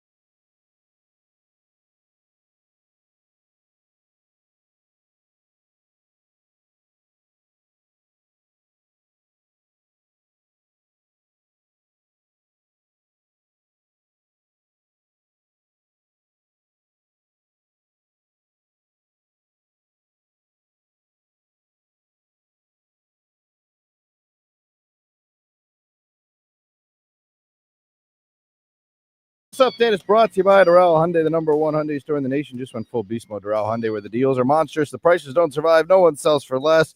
No one starting with the Canes will begin their final preparations for Sunday's top 10 showdown with Notre Dame. Sunday's game kicks at 7:30 from Hard Rock and can be heard right here on 104.3 WQAM with our countdown to kickoff beginning at 3. Over to the Marlins, who fell to the Braves 12-1. Miami will now head to New York for a 4-game series with the Mets. Tonight's first pitch is at 7:10. And in soccer, Inter Miami beat Orlando 3-1 to advance to the finals of the League's Cup. The Joe Rose Show continues now. Kim Bocamper's appearances on the Joe Rose Show are brought to you by The Sizzler. Visit The Sizzler in Marysville and our newest location in Milpitas. Mention Kim Bocamper's name and get 10% off our early bird special. Bocamper discount is only valid at the Milpitas location. We Don't ever take a shot at Sizzler. No discount at the Maryville Sizzler. We stopped by there. I tell you what, love Sizzler. You used to be. Look, Still rolling. There can't be too many left there. No. Is there any in South Florida, Sizzler? No, there aren't. I remember going to Sizzler a lot. I mean, there was one right down. We lived out in Plantation, right down Broward Boulevard. We used to knock that out a couple times a week. You know, you're probably like me when you grew up. We never had good steaks. No, they're all a little rough. No, so my mother would they'd bring them like that. Like one big round, it was about the size of a, I don't know, like maybe a Monopoly board. Right. And it had one bone in the middle, one round bone. And she'd make like 8 or 9 steaks out of it. And they were like tough as nails. Yeah, you know? that's funny. The first time I went to a steakhouse, it was a real steak. I go, what's this? By the way, Sizzlers, because I've been eating at Sizzlers every time I go back to good old Marysville. Yeah. And I was shocked when my 88-year-old aunt goes, your father and I go to Sizzlers. It's really good. And they got the buffet with it. You can eat all you want at the salad bar. Salad bar used to be really good. And the ice cream machine. Yeah. Chocolate and vanilla. And they just sit over there. The Josh Friedman machine? Oh, man. Jeez, Bo. What? Josh was mad at me for those comments. You're a bad guy. I think you're a bad guy. I got some ice cream. You know what? I got some ice cream yesterday at the mall. And you thought of that. And I thought of Josh, yeah. I'm not there. I like you Josh. weren't there when that happened. Were you standing there when I did? But I've heard about it many a times. So Louis was Did there. you put sprinkles on there too? Oh, it was loaded. And it was 19 inches over the top. And I just looked at Josh and I go, and we were down like 20 at the half. It was a NBA playoff game. Yeah, it was a Heat game. It was in the media room, and they had the ice cream. I was there. Had the big ice cream. And by the way, he went right for it. He skipped the hot dogs, and he just went for enough ice cream for 19 guys. And I looked at Big Josh. Stop. This is near. No. Well, he said it. What? This is not true. And I said, Josh, do you really need that ice cream? That's all I said. And he was mad for 2 years. Yeah. He was like, you shouted it out, and the entire media contingent heard it. And that's where I made the mistake. Yeah. I did. I didn't say. You could have just whispered, right? Hey, Josh. Really? You know, we run commercials early in the morning about fat shaming because of him. We do. It's true. Really? Have you heard them? No, I don't. You got to listen at 5 a.m. No, it's hurtful. It's hurtful. No, it is. Listen at 5 a.m. Hey, yeah, they run the commercials because of him. It's not because of him. You just make stuff up. They were fine. They had to start running commercials. There you go again, making stuff up. There are more rotund people than just Josh Friedman. Hey, come on. Hey, can I ask you something else? We talked about the airplane thing, by the way. Were you part? You were part of this. No, right? No. He was on the team plane because he did the 11 days. Jimmy and I were flying back and forth. We took. What was it, Southwest Airlines? Yeah, did you hear about this? No. So Southwest, you get priority, and you get sit wherever you want. Yeah, now you do. So that was great. So Jimmy and I were like 5-1 and 5-6. So we were two of the first ones. I go, Jimmy, we got right in the front. This is great. Jimmy takes a window. I take the outside. The problem was they said the plane was packed. Yeah. Somebody had to sit in the middle. And we got a guy maybe 300. Okay. And he filled out both sides. Yeah. And Jimmy's trying to put his head on the window. And Jimmy got no patience at all. He got no Let me ask you, who got the armrest? Oh no, the guy just said sorry as I got bumped off. Yeah. And our legs, we Wow. How long was the flight? it was 3 hours. They were both 3 hour flights. Yeah. Did you order some candy from the flight No, attendant? but my man just said every time I bump, he goes, "Oh no problem, man. No, I came late." And by the way, I was trying to recruit everybody that He looked. came late, but he never came late to the dinner table, right? No, that's right. No, he. Wow. I shouldn't say that. See, you're a little I'm mean bad. spirited. I You're am a little very mean spirited. Well, I you know, just. I'm early- calling you out before early in the people. morning, I got a little edge to me, you know. Bo's recently, I think you lost weights, and now you feel like you can just take shots. Oh, at I everyone. knew the 290-pound Bo. Oh yeah. Oh yeah. That must have been a nice. You never got 300, did you? No. You no, did no, 290 I though. got up 290. Yeah, I was up there. And low I didn't like myself. low as 230. Huh? Low as 230. I got on to 225 at one point. I'm probably about 230 right now, somewhere around there. Look at you. You know, Who says I don't know. still lose weight as we get older? Hey man, I got to ask you this question. Well, when we go on the ground, we're going to lose weight fast. You know that. Yeah, I know we are. So I'm due for another colonoscopy. I was going to talk to you about this off the air. Yeah. It's my third one, and I'm late. And I'm a couple years late. I Yeah. called the lady and I go, "Hey, Yeah, how am I that's shame, doing?" Shame on you, man. And she goes, Shame "Well, on you're you. about 3 years late, and at your age, you probably should make this." So anyway, Dr. Swartzen gives me the Cologuard. He gave it to you already? He sent it, and I go, "No, doc, I don't know." He goes, "No, just do it." Yeah. And that's kind of how we ended. But I didn't think much of it. So sure enough, this box comes to my house. Yeah. Bo, It's not I read it. pleasant, I Joe. can't do It's it, not Bo. pleasant, I Joe. can't crap in one of I those, did those it. boxes. I did it. You know, I was. Did it yeah. work? Well, We could talk well, off it there. worked. I mean, I got my. No, I know you. I I got know my- you shit I in the got box. my stuff Yes. in the box. But then you have to mail it in. You know. Oh, Bo, it's just come He on, told man. me about this yesterday. He thought I was and making it I, up. No, I it's did. I true. did think he was making it up. So you know what the worst part was? I said, okay, I'm just gonna I'll- you go don't get the crap in a colon. box and just like stick it in your mailbox and hope that UPS. Yeah, No, where they does give it you- go? They give you a little tray that fits in your toy. This is what we're talking about. Guys are driving down the street. They got a Dunkin' Donuts donut in their hand, and we're talking about someone. That's a crapping good in point. Crapping in. So, Bo, anyway, how do you put wrap the- this thing up put and the get? plastic thing in there? You sit on it, and you go the same way you do, but it just never hits the water, right? It just stays in this little thing. So now you right? wrap it up. I don't know. I forget what you did after that, but I think maybe you slide it in a box, Yeah, and then you mail it. You know? I'm not doing that. And look, so you walk into the box with UPS or wherever you go, and it says Cologuard. Now you really feel like a douche. You know I'm what I not mean? that. I can't do So it. yeah. And then you told me the guy said, Well, then the guy. So this is my bad thing. So I did it, and I go, okay, I did it, and I go, what do you put the toilet paper in there? Or what? I don't know. But so I send it in. I go, okay, hey, I'm good to go. and And they said, go, nah, yeah, we saw something. You need to come and get this. I go, why'd I do this? Just right, So just go get the I would advise colonoscopy. I would advise you, Joe, forget the Cologuard. And I'm not saying that there's anything wrong with it, but I know you. I can't do it. I've tried just- 3 times. Look, I had it going in to the get- bathroom, and I go, I can't going do and this. getting the colonoscopy is easier and less. Even if you're by yourself, if there was no one in your house, you were by yourself, and you went through this procedure with this box, right?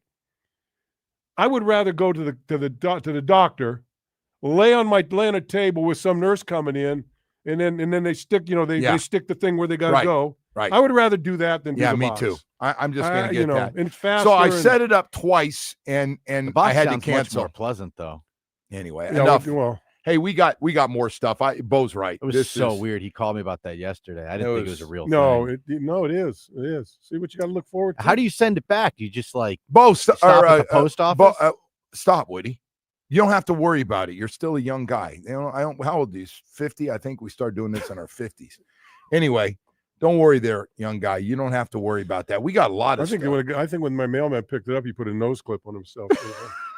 Oh, just Bo, I leave it just in the think- mailbox? I'm just weird. Huh? Man. No, nice, it nice would- and hot in that It mailbox. wouldn't I'm fit in guessing. my mailbox, so I had to put it on the ground. Hey, you want to hear the Sat on the worst? ground for 3 hours Hey, Bo, you want to hear the in the worst? summertime. Bo, you want to hear the worst part of this? What? My wife goes, "Hey, you might want to call your brother-in-law, John Yeah, Tweeten. yeah. It's his product. I'm sure he's glad. To, He's a regional sells- guy. He sells it.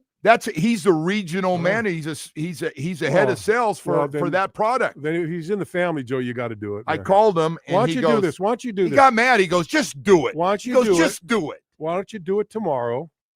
Bring it in here. so Hollywood can kind of see what the procedure is. Don't button it up. I mean, so he can open it up. By the way, I'm not I making. didn't realize there was a tray. Like you made it Okay. sound like you had to reach into the toilet afterwards. No, I didn't know. You know, Hey, that's what how do he you- made it What do you think sound. you do? You get a strainer from the kitchen and just stick it under your butt. That's and what then he you made go? it sound like. That you had to reach in afterwards and like grab it or something. No. You don't. hey, by the way, though, we do need on a serious No, note. I know. Look, You're older than I. We need to get it done. I would urge need to- everybody our age, 50 and above. Yeah, I think you're supposed to have them every 5 years. well, they'll tell you how many years. We Five- need to yeah, see. yeah, You're good for yeah. 5. You're Right, good for 8. And I think I'm probably so I'm gonna probably get one here in the next. I'm 3 years over. That's dangerous, Joe. I know it is. It's That's, stupid. That's dangerous. Dumb. Yeah. And by the way, had it all set Because up. once you go, and I had to because go once somewhere. once you go over that borderline, Yeah, I know. there's no turning back. No, I got you. mean, I got you. This so- is. Just send There's the thing people- in, man. Will you shut up for a second, Just man? send it Seriously. in. You have no say so on this. You should just be listening. Well, to look, this why whole don't you thing. do this? Why don't you just have John come over and pick it up for you? Since he works Since for it's his Say, product. hey, I'll leave it out in front for you. Pick it up on your way into work. I do need to. I wish that doctor was a sports fan listening and would text me, Joe, come in. I just want to get it done. Those guys are all backed up too, man. Yeah, Can't get in right away. What's the backed up. turnaround Hey, time on hey, that Joe, thing when you send it in? Joe, I don't know. being Hey, back- I don't. Joe, hey, Joe, don't I'm worry asking about you it. No, seriously, don't what's the worry about turnaround it. being time backed on that up is thing? part of their business. I know that's true. Nice job, Bo. There you go. All right, we got to go to break. We got to get back to Chris some of Greer this. dodged one there because you got the. We thing got to in the get mail. back to the Chris Greer stuff from yesterday, and hell, we might have more guys coming today. Chris said they're Yeah. not done. We could still be doing this. Retool, rebuild, reset. Are they all related? Retool, reset, and rebuild. I think so. Yes, they're all in the same. Rebuild. all Now in the you same hear category. rebuild. That really gets Yeah, your yeah, fan yeah, base yeah. like, what'd you Yeah. say? Yeah, reset. What? It's just it just kind of gets a little lesser of a degree. Okay. I do like what you called them earlier, first cousins. You Yeah, said, they are So the first reset is the cousins. first cousin of the rebuild. Yeah, they're not brother and sister or brother and twins or anything like that. We got to go to break. We'll take a quick break. We'll be right back. 1043 FM. W.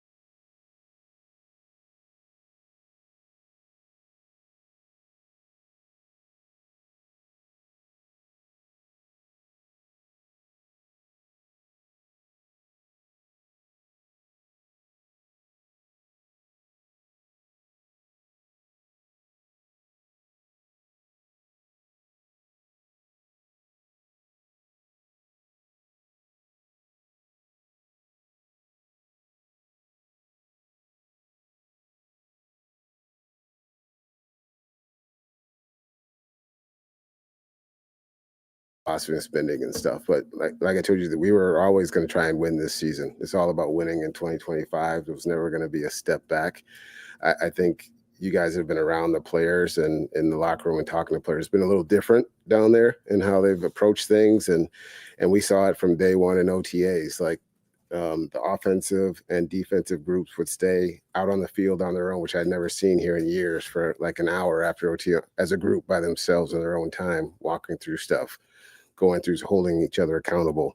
The stuff you saw like in the joint practices where our guys getting on each other about competing and stuff, that hadn't happened here in years. So it's a different mindset, led by Mike, that we talked about right from that last team meeting at the end of last season when he told them what it was going to be. And it's been that way, and the players have responded incredibly. So we're excited. We're going to try and win as many games as we always can, and we feel good about the group and what it could be. And so we'll see how it plays out.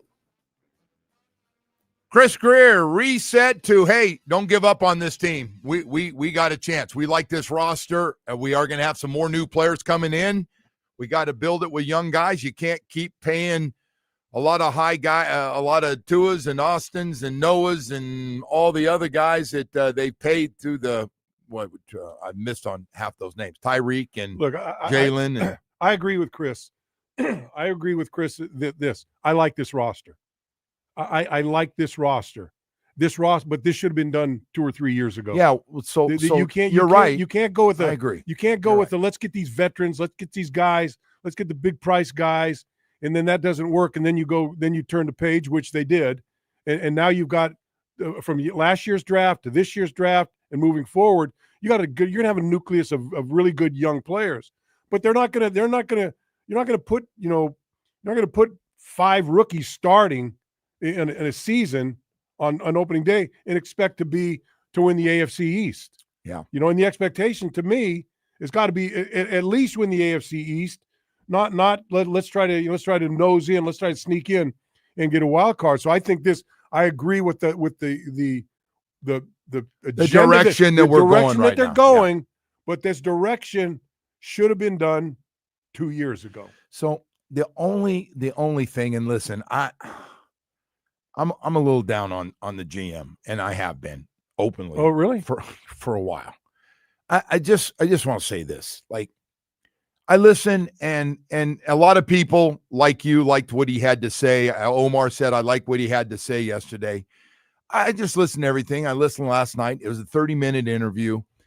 Like he's talking about, wow, this is the way we want, and we haven't had this around here, and guys like each other and they're playing. And I'm like, well, wait a second, man.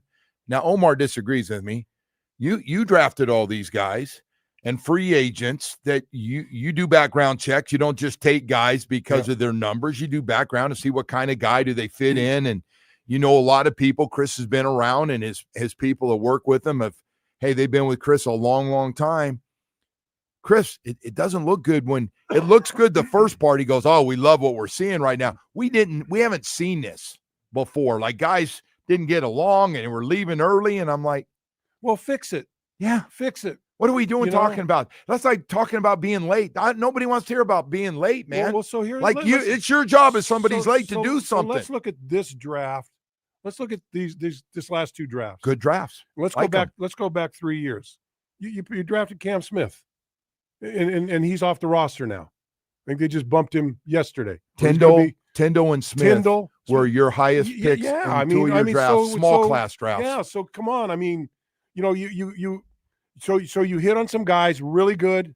Last year was good. Last year was really good. On some guys throughout. This year was really good, and who knows what's next year. But again, it's kind of the cows out. The cows are out of the barn. You know what I mean? Yeah. It just always seems like we didn't get it done, and we didn't know, but that this year, this is what we finally wanted. This is what it's supposed to look like, and the whole thing. And I mean, Bo, look, I one of the things he's talking about, Bo, is that these guys like each other. Well, I agree with that, and our guys all liked each other every year. It wasn't even a question. And I agree with the fact that this year you can see guys are being help.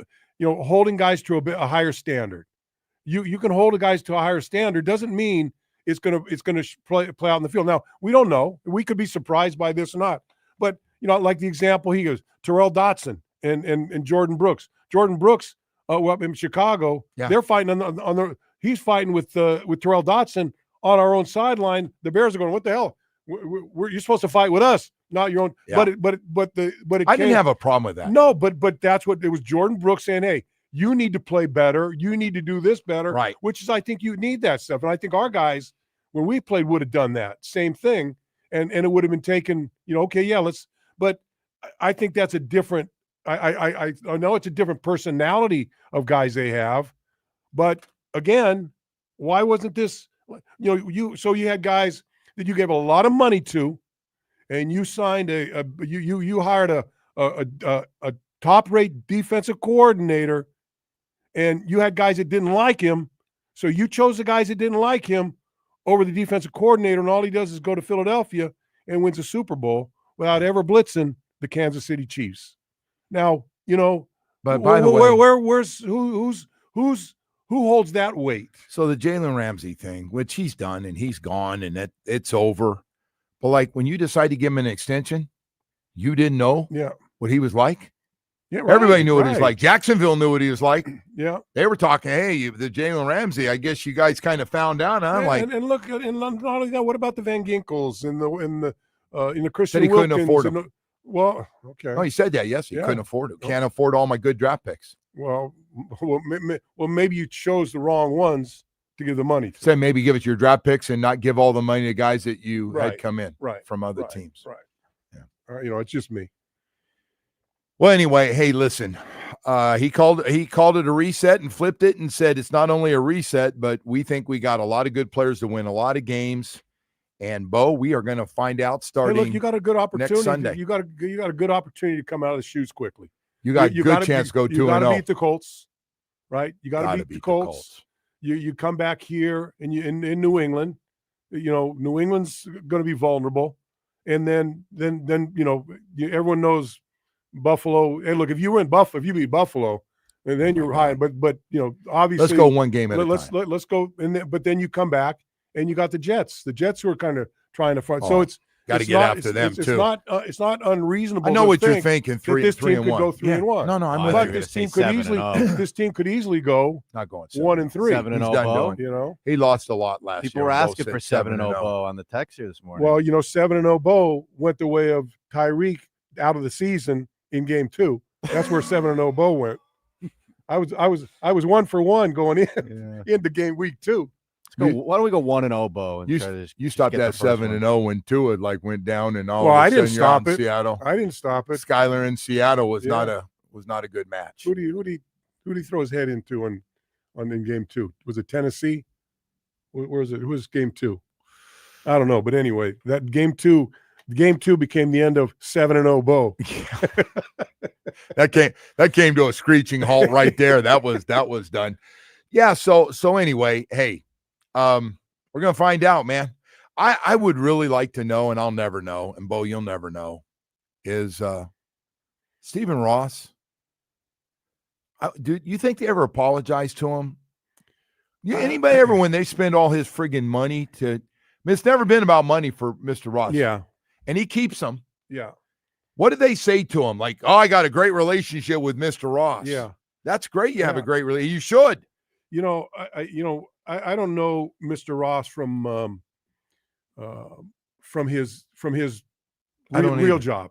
Yeah. From the real estate guy, the builder. I'm guessing he didn't get to be that wealthy by being soft on guys. Exactly. In fact, you remember a couple years ago, they brought a bunch of guys up to his office. It kind of, some of the team to see what he did. Yeah. And they were in meetings and stuff like that. And I heard guys man, that guy in the meetings. He's the real deal, man. I mean, he's not. This is his world, and he's a badass. I got 10,000 windows sitting here, and they should have been up yesterday. And they're getting that kind of. So I gotta assume that from the football standpoint, there's got to be some of those, come to Jesus moments when, hey, what the hell's going on here? I stayed with you another year. Yeah. And what are we doing? What's the plan? By the way, I don't care what anybody says. Somebody told Chris Greer, we're not spending money. You blew it out last year. We're not doing it again. We got a mess to clean up now with all these guys with dead money that we're going to have. We have to do it a different way. So we went cheap on a lot of free agents, and we need some of those guys to play way. We're counting on some of those $2 million a year guys to play really well. And then that young class of guys that we've been talking about and how important they are, and the guys that you've added, and that thing may not be done at this point. Juju Brents comes in, cornerback off waivers from the Colts, and our boy Lou Anaramu. I drank so many beers with Lou the other night. Well, not the other night, a few months ago. Yeah.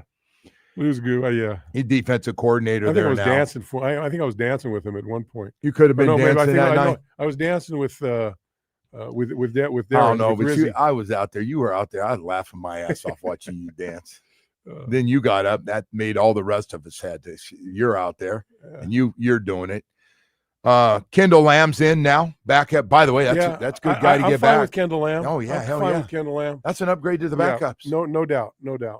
Riley Patterson comes in. Jeff Wilson, probably practice squad, probably going to make his way up to the active roster for the Colts next week.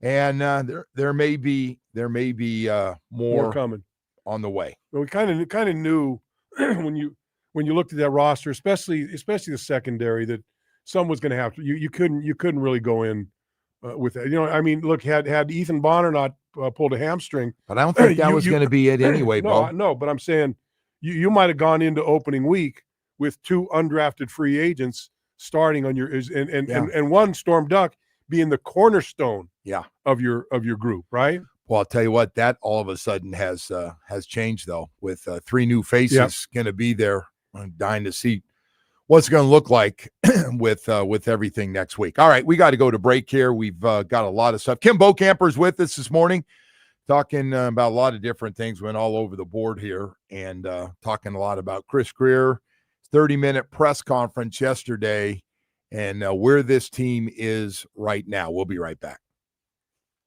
Miami's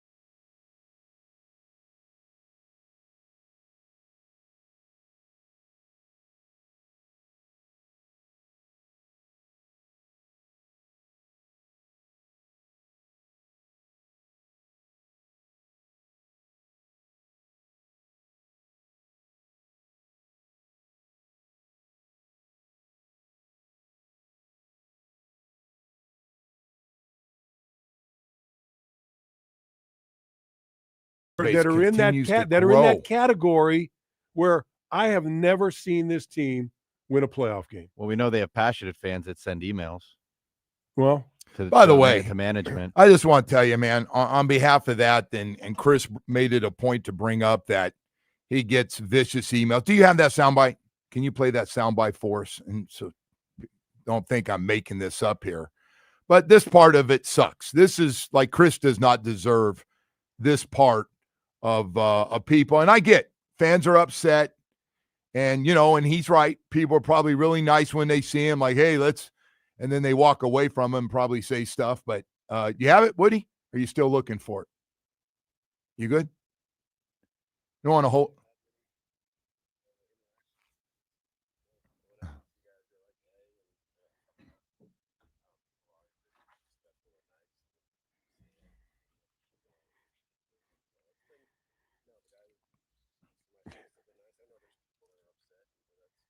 A lot, by the way.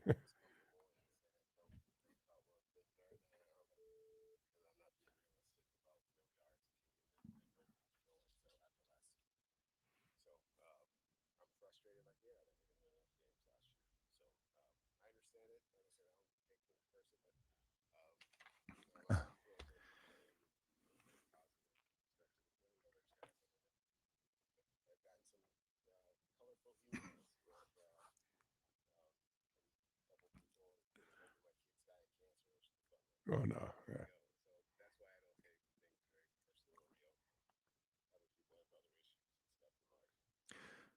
So I missed that. I missed that press conference. I was doing something else, and so what I'm assuming is those reporters peppered him pretty good with the whys, why nots, and all those. Yeah, they did. They got after pretty good. Yeah. And but listen, Chris, vicious emails from upset fans hoping your kids die or somebody dies. I mean, seriously, you need to get a life. You have major issues, and you need to go away. Seriously, you can be upset. Hey, we walk out after games. Yeah. And, we park in the middle of where everybody else is. And I get it from the same people. They know we walk out and about what time we walk out. And, when we don't play well, they're pissed off. And on top of it, the alcohol kicks in a little bit. No more than us. I'm not very happy. Those people spend a lot of money to go to those games. Do. So people that are heckling. You guys are getting paid to be there. So these people spend a lot of money and they spend their Sundays. Yeah, not all those guys get it. Not all those guys get free tickets like you. So they really hey, by the way, Jerky, did you say we get paid? To go to work the games? Yeah, of course you do. Well, you're a clown. That's none of your business. Maybe we work for free. You volunteer? Yes, maybe we're not making any money. But I'm just saying, like, those fans have a right to be pissed. They do. But look, there's a line. There's a line you got to draw there. But anyone who even sends an email of any kind I don't blame the Dolphin fans, especially the people that for 25 years have not seen a playoff game, for being upset and for questioning the football team and for being upset about what's going on over these years. And look, for whether it was Jeff Ireland, Chris Greer, whoever was, whatever general manager who's had over that 25 years, they are accountable for it. They're all accountable for it. Yeah. It is insane how long it is, though. I agree. And it is insane. And my whole point getting back to this thing. I was a sophomore in high school, Bo. Okay. Yeah. I'm almost 40 with 2 kids.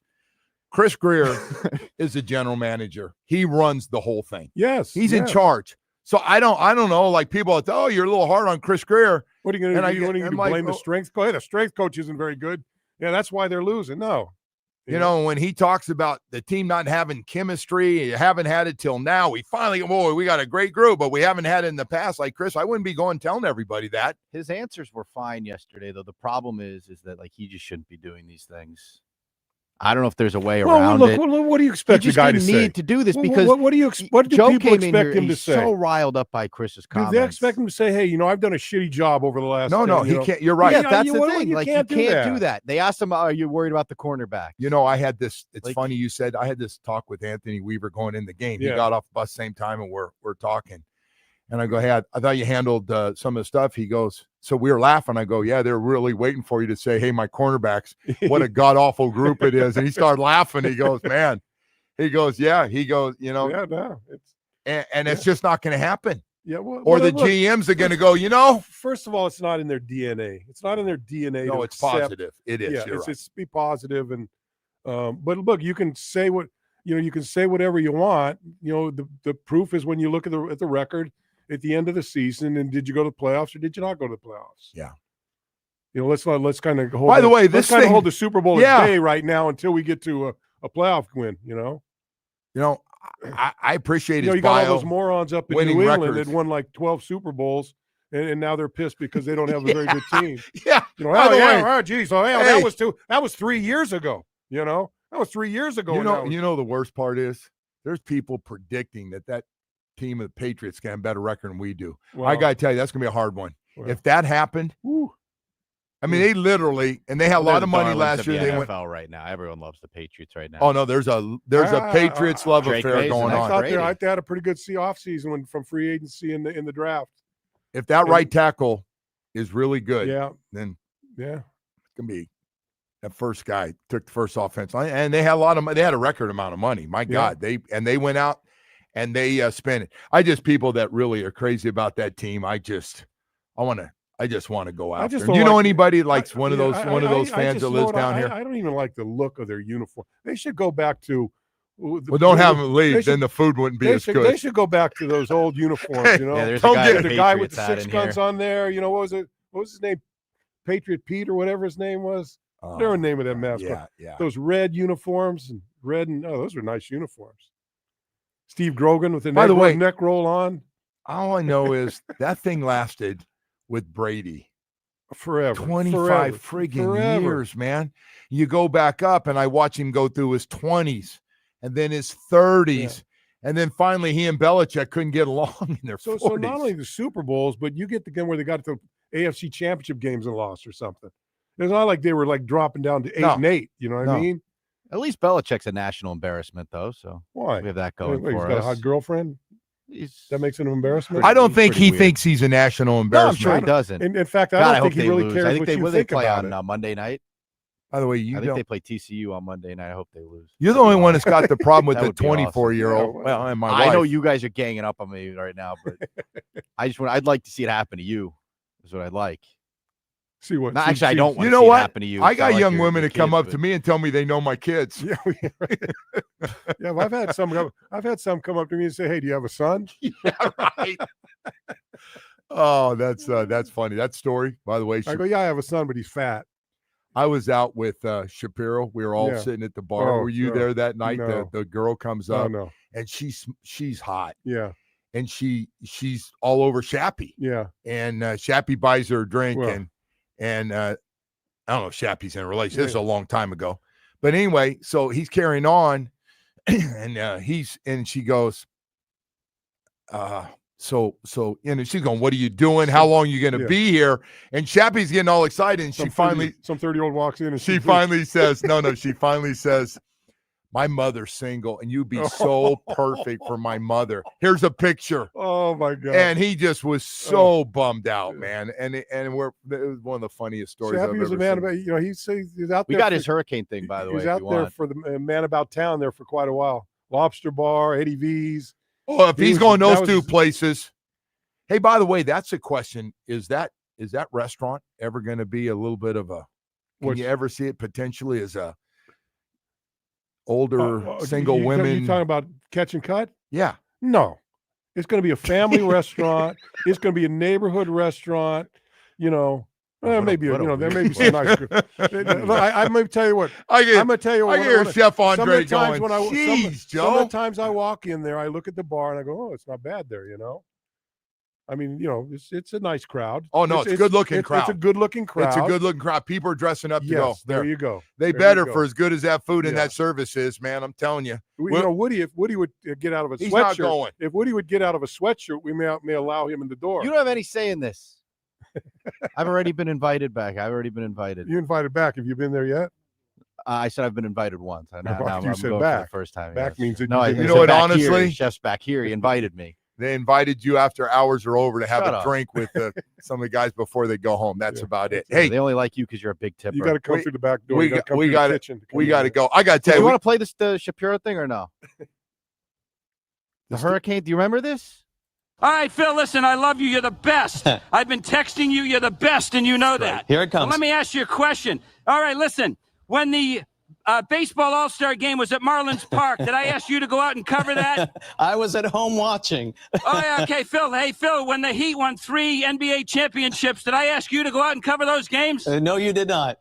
Phil, when the tennis is on Key Biscayne, when the golf used to be at Doral, did I ask you to go out and cover those events? I owe you big time. Phil Ferro, what the hell is the sports guy doing out in this hurricane? We love you. Are you insane? You do such a great job. We love you out there. Oh, my God. Get your weather people out here, man. It's ridiculous. Actually, tell all my coworkers and people, really, at all the other stations, everything, they're doing a good job. This is crazy. Stay safe.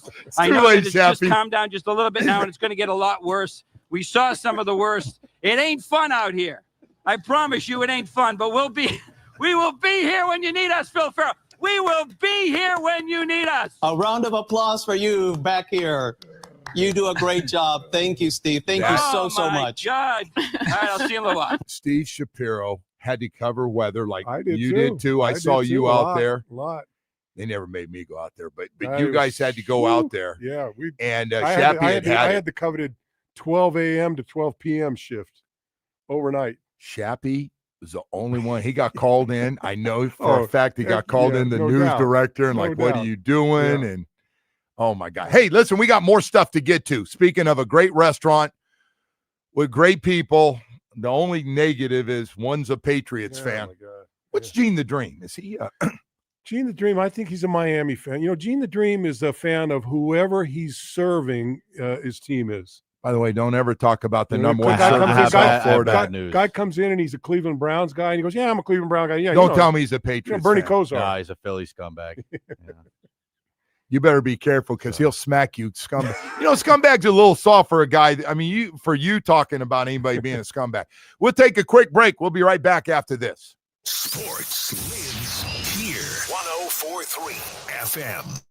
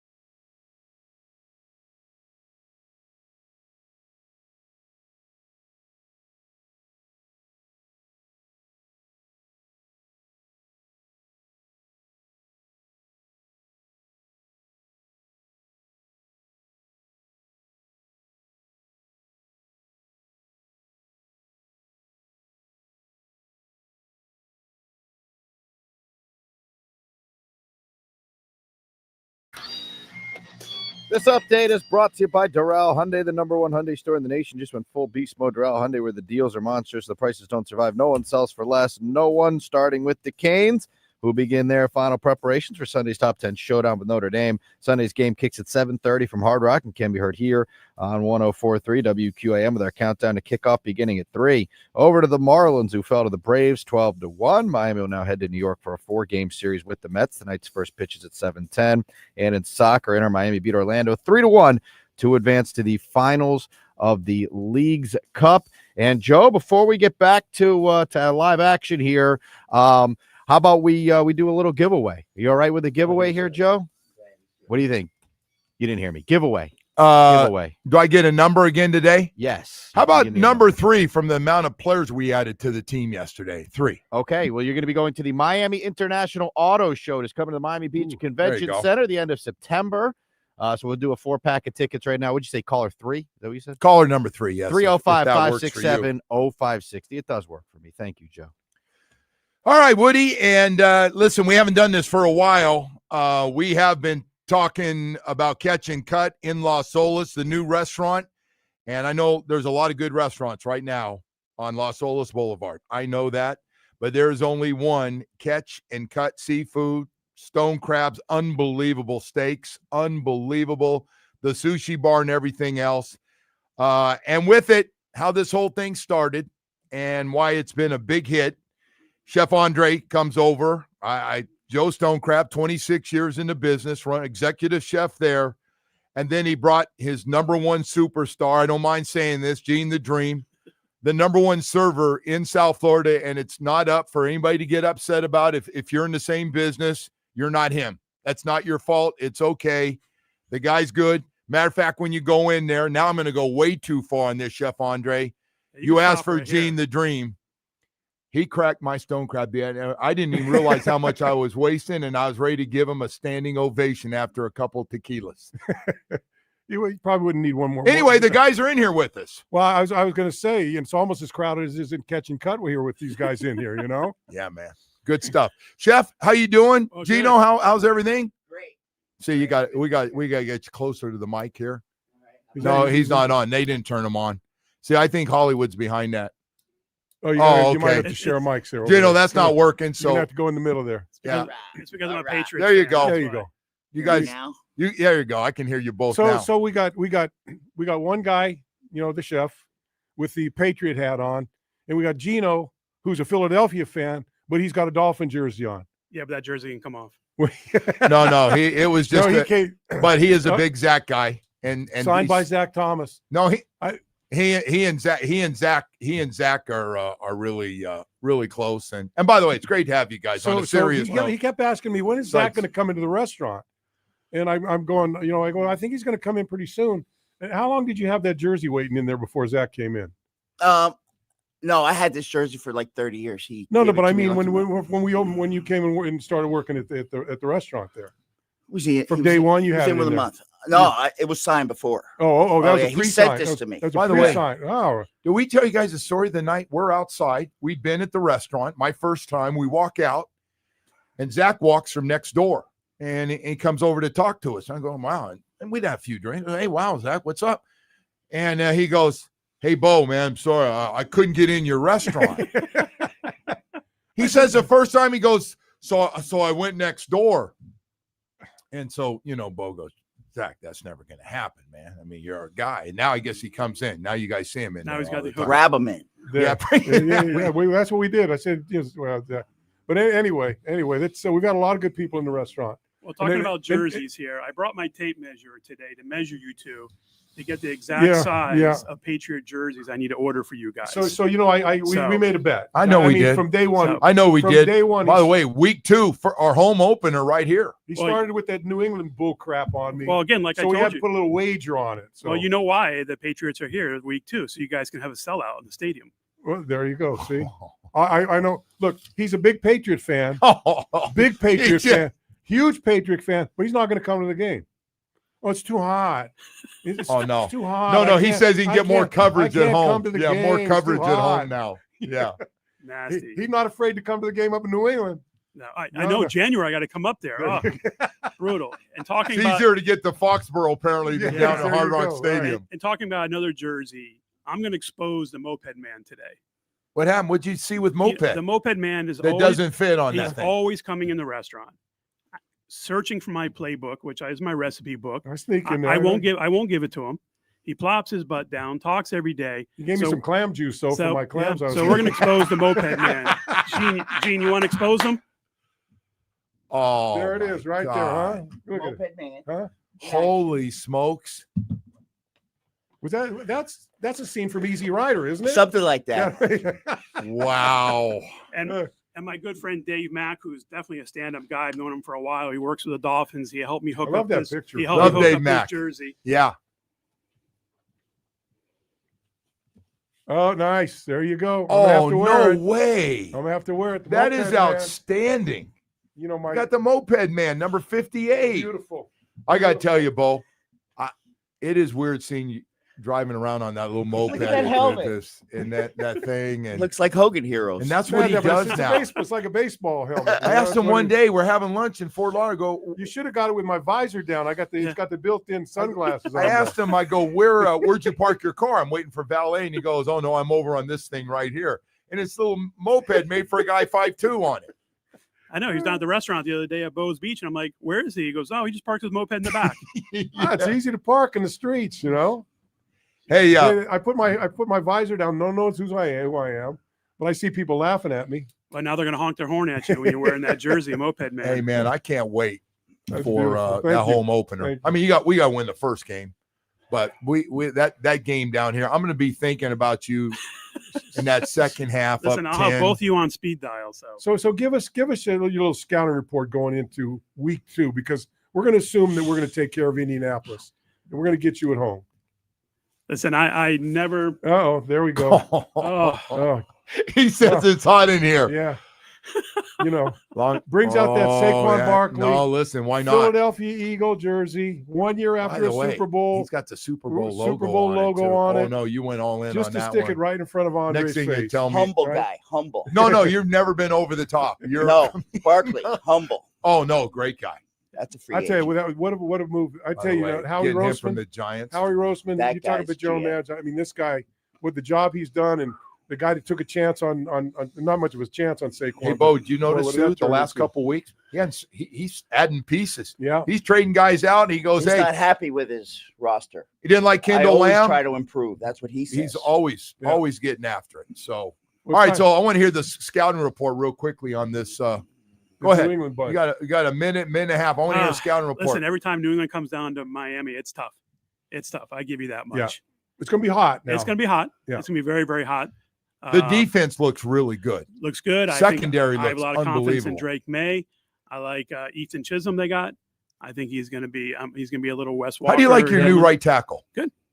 Slow start. People are a little concerned at first about him, but he's okay. Listen, I think they're going to finish probably second or third in the conference in their division. So that's right. All right. You know, that the Jets are last. The Jets will be last. So everyone agrees it's Buffalo, then a crapshoot after that, right? Definitely.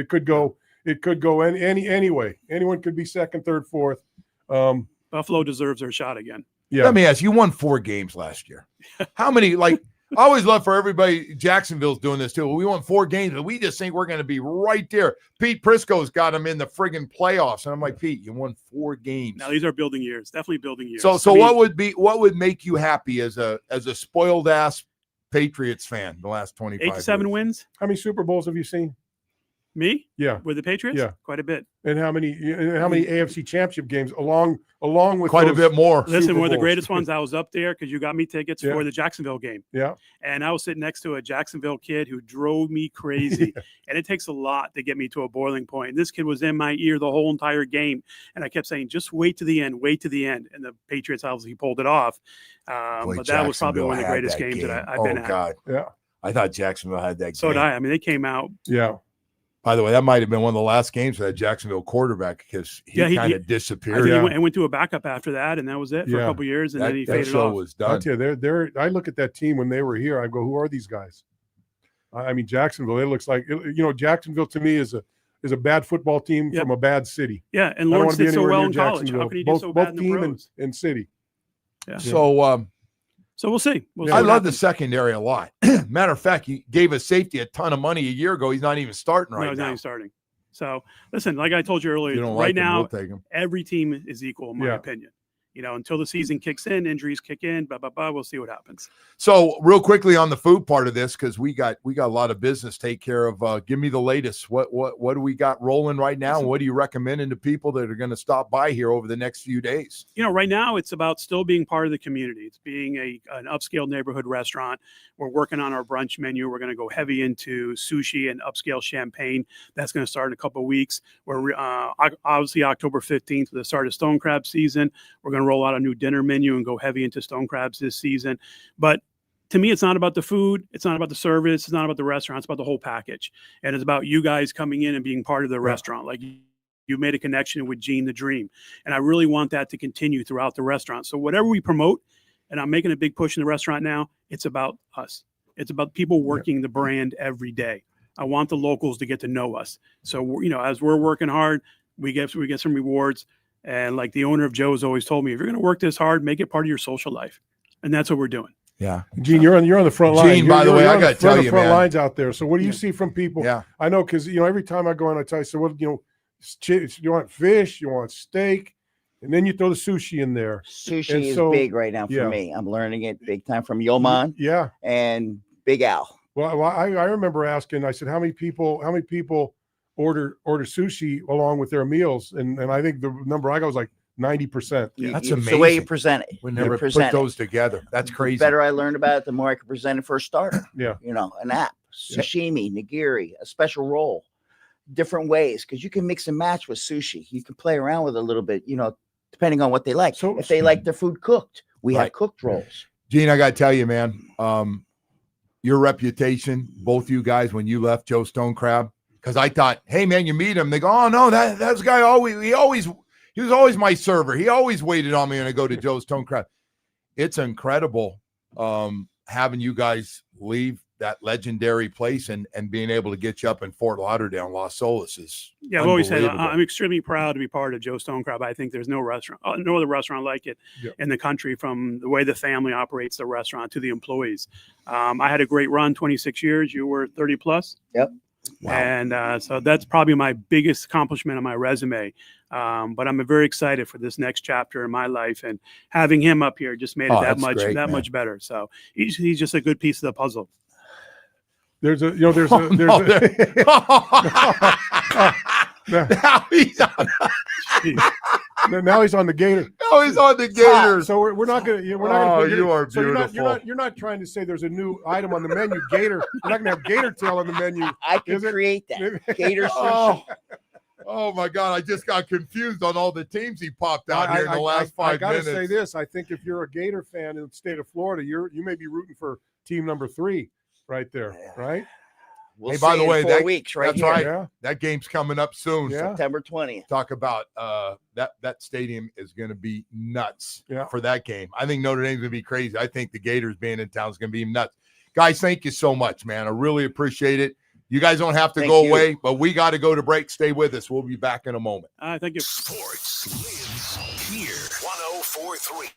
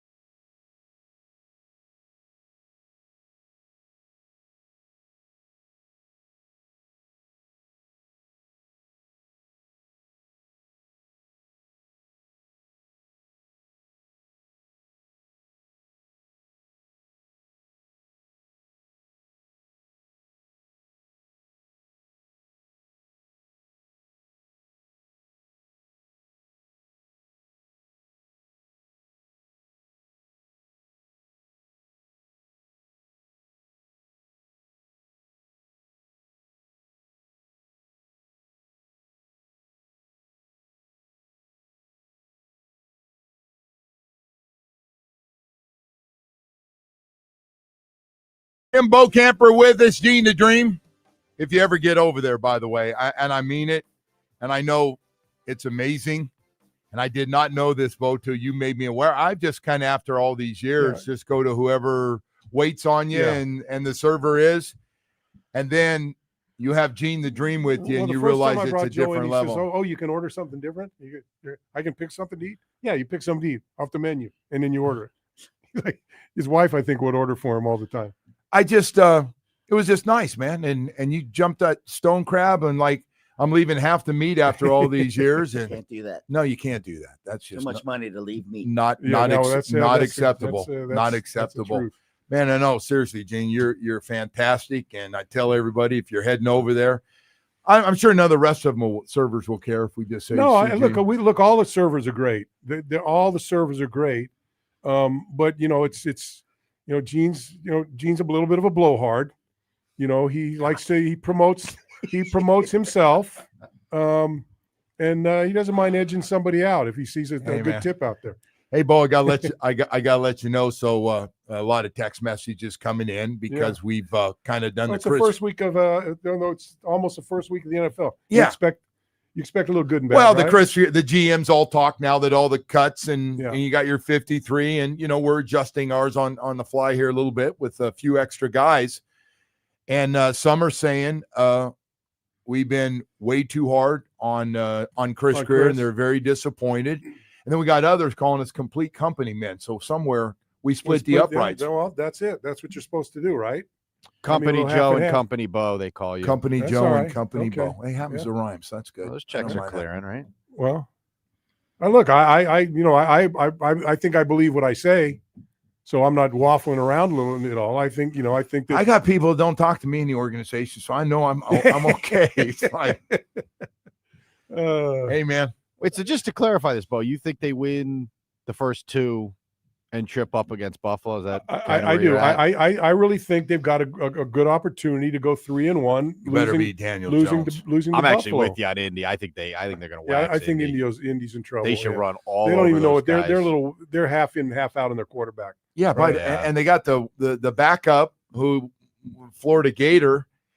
And his agent's coming out saying, my guy had a great camp. How come he's not starting? Agent, shut up. Yeah. You don't know. You're not there. A lot of busts coming out of that program. You notice that? A lot of NFL busts. So it's a little chaotic up there. So I think that's a team. Granted, look, it's the old Sam was saying, any team can win on any given Sunday. And that's, it's probably a little less true than most, but I think if the Dolphins, with the veteran group they got, Tyreek coming back. Look, here's what my opinion on this team is.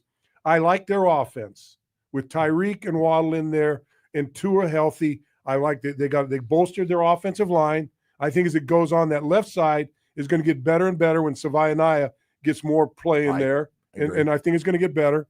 And then you've got to be able to hit the long ball with Tyreek and Waddle. You got to bring that back into the game. The only question I've got in that offense really right now is that tight end. How is Waller going to be? Is he going to be coming back from about a year and a half off? Is he going to be able to play? Is he going to be able to withstand the punishment? And if not, then you got a little hole right there. The secondary, they bolstered it after the first cut, right? And you've got some guys coming back that make it look a little bit better. And I think our front seven may be one of the best front sevens in the National Football League when it comes to putting pressure on the quarterback. In that middle defensive line group with Sealer and all the rookies that they brought in, I think it's going to be really good. I think so. Let me just finish with this one before we go to Omar Kelly. We need that quarterback to stay healthy. Well, that's it. I mean, there's no. I don't want to find out how good the other two are. If Tua goes down, if Tua goes down from 2 weeks to 6 weeks, we got no shot. Yeah. Hey, Omar Kelly's going to join us. Omar getting things all fired up. We'll talk to Omar, and Omar got a little "I told you so" with them after some of the things that happened yesterday. We'll have that for you coming up next. Stay with us. Sports lives here. 104.3 FM. WQAM. Miami.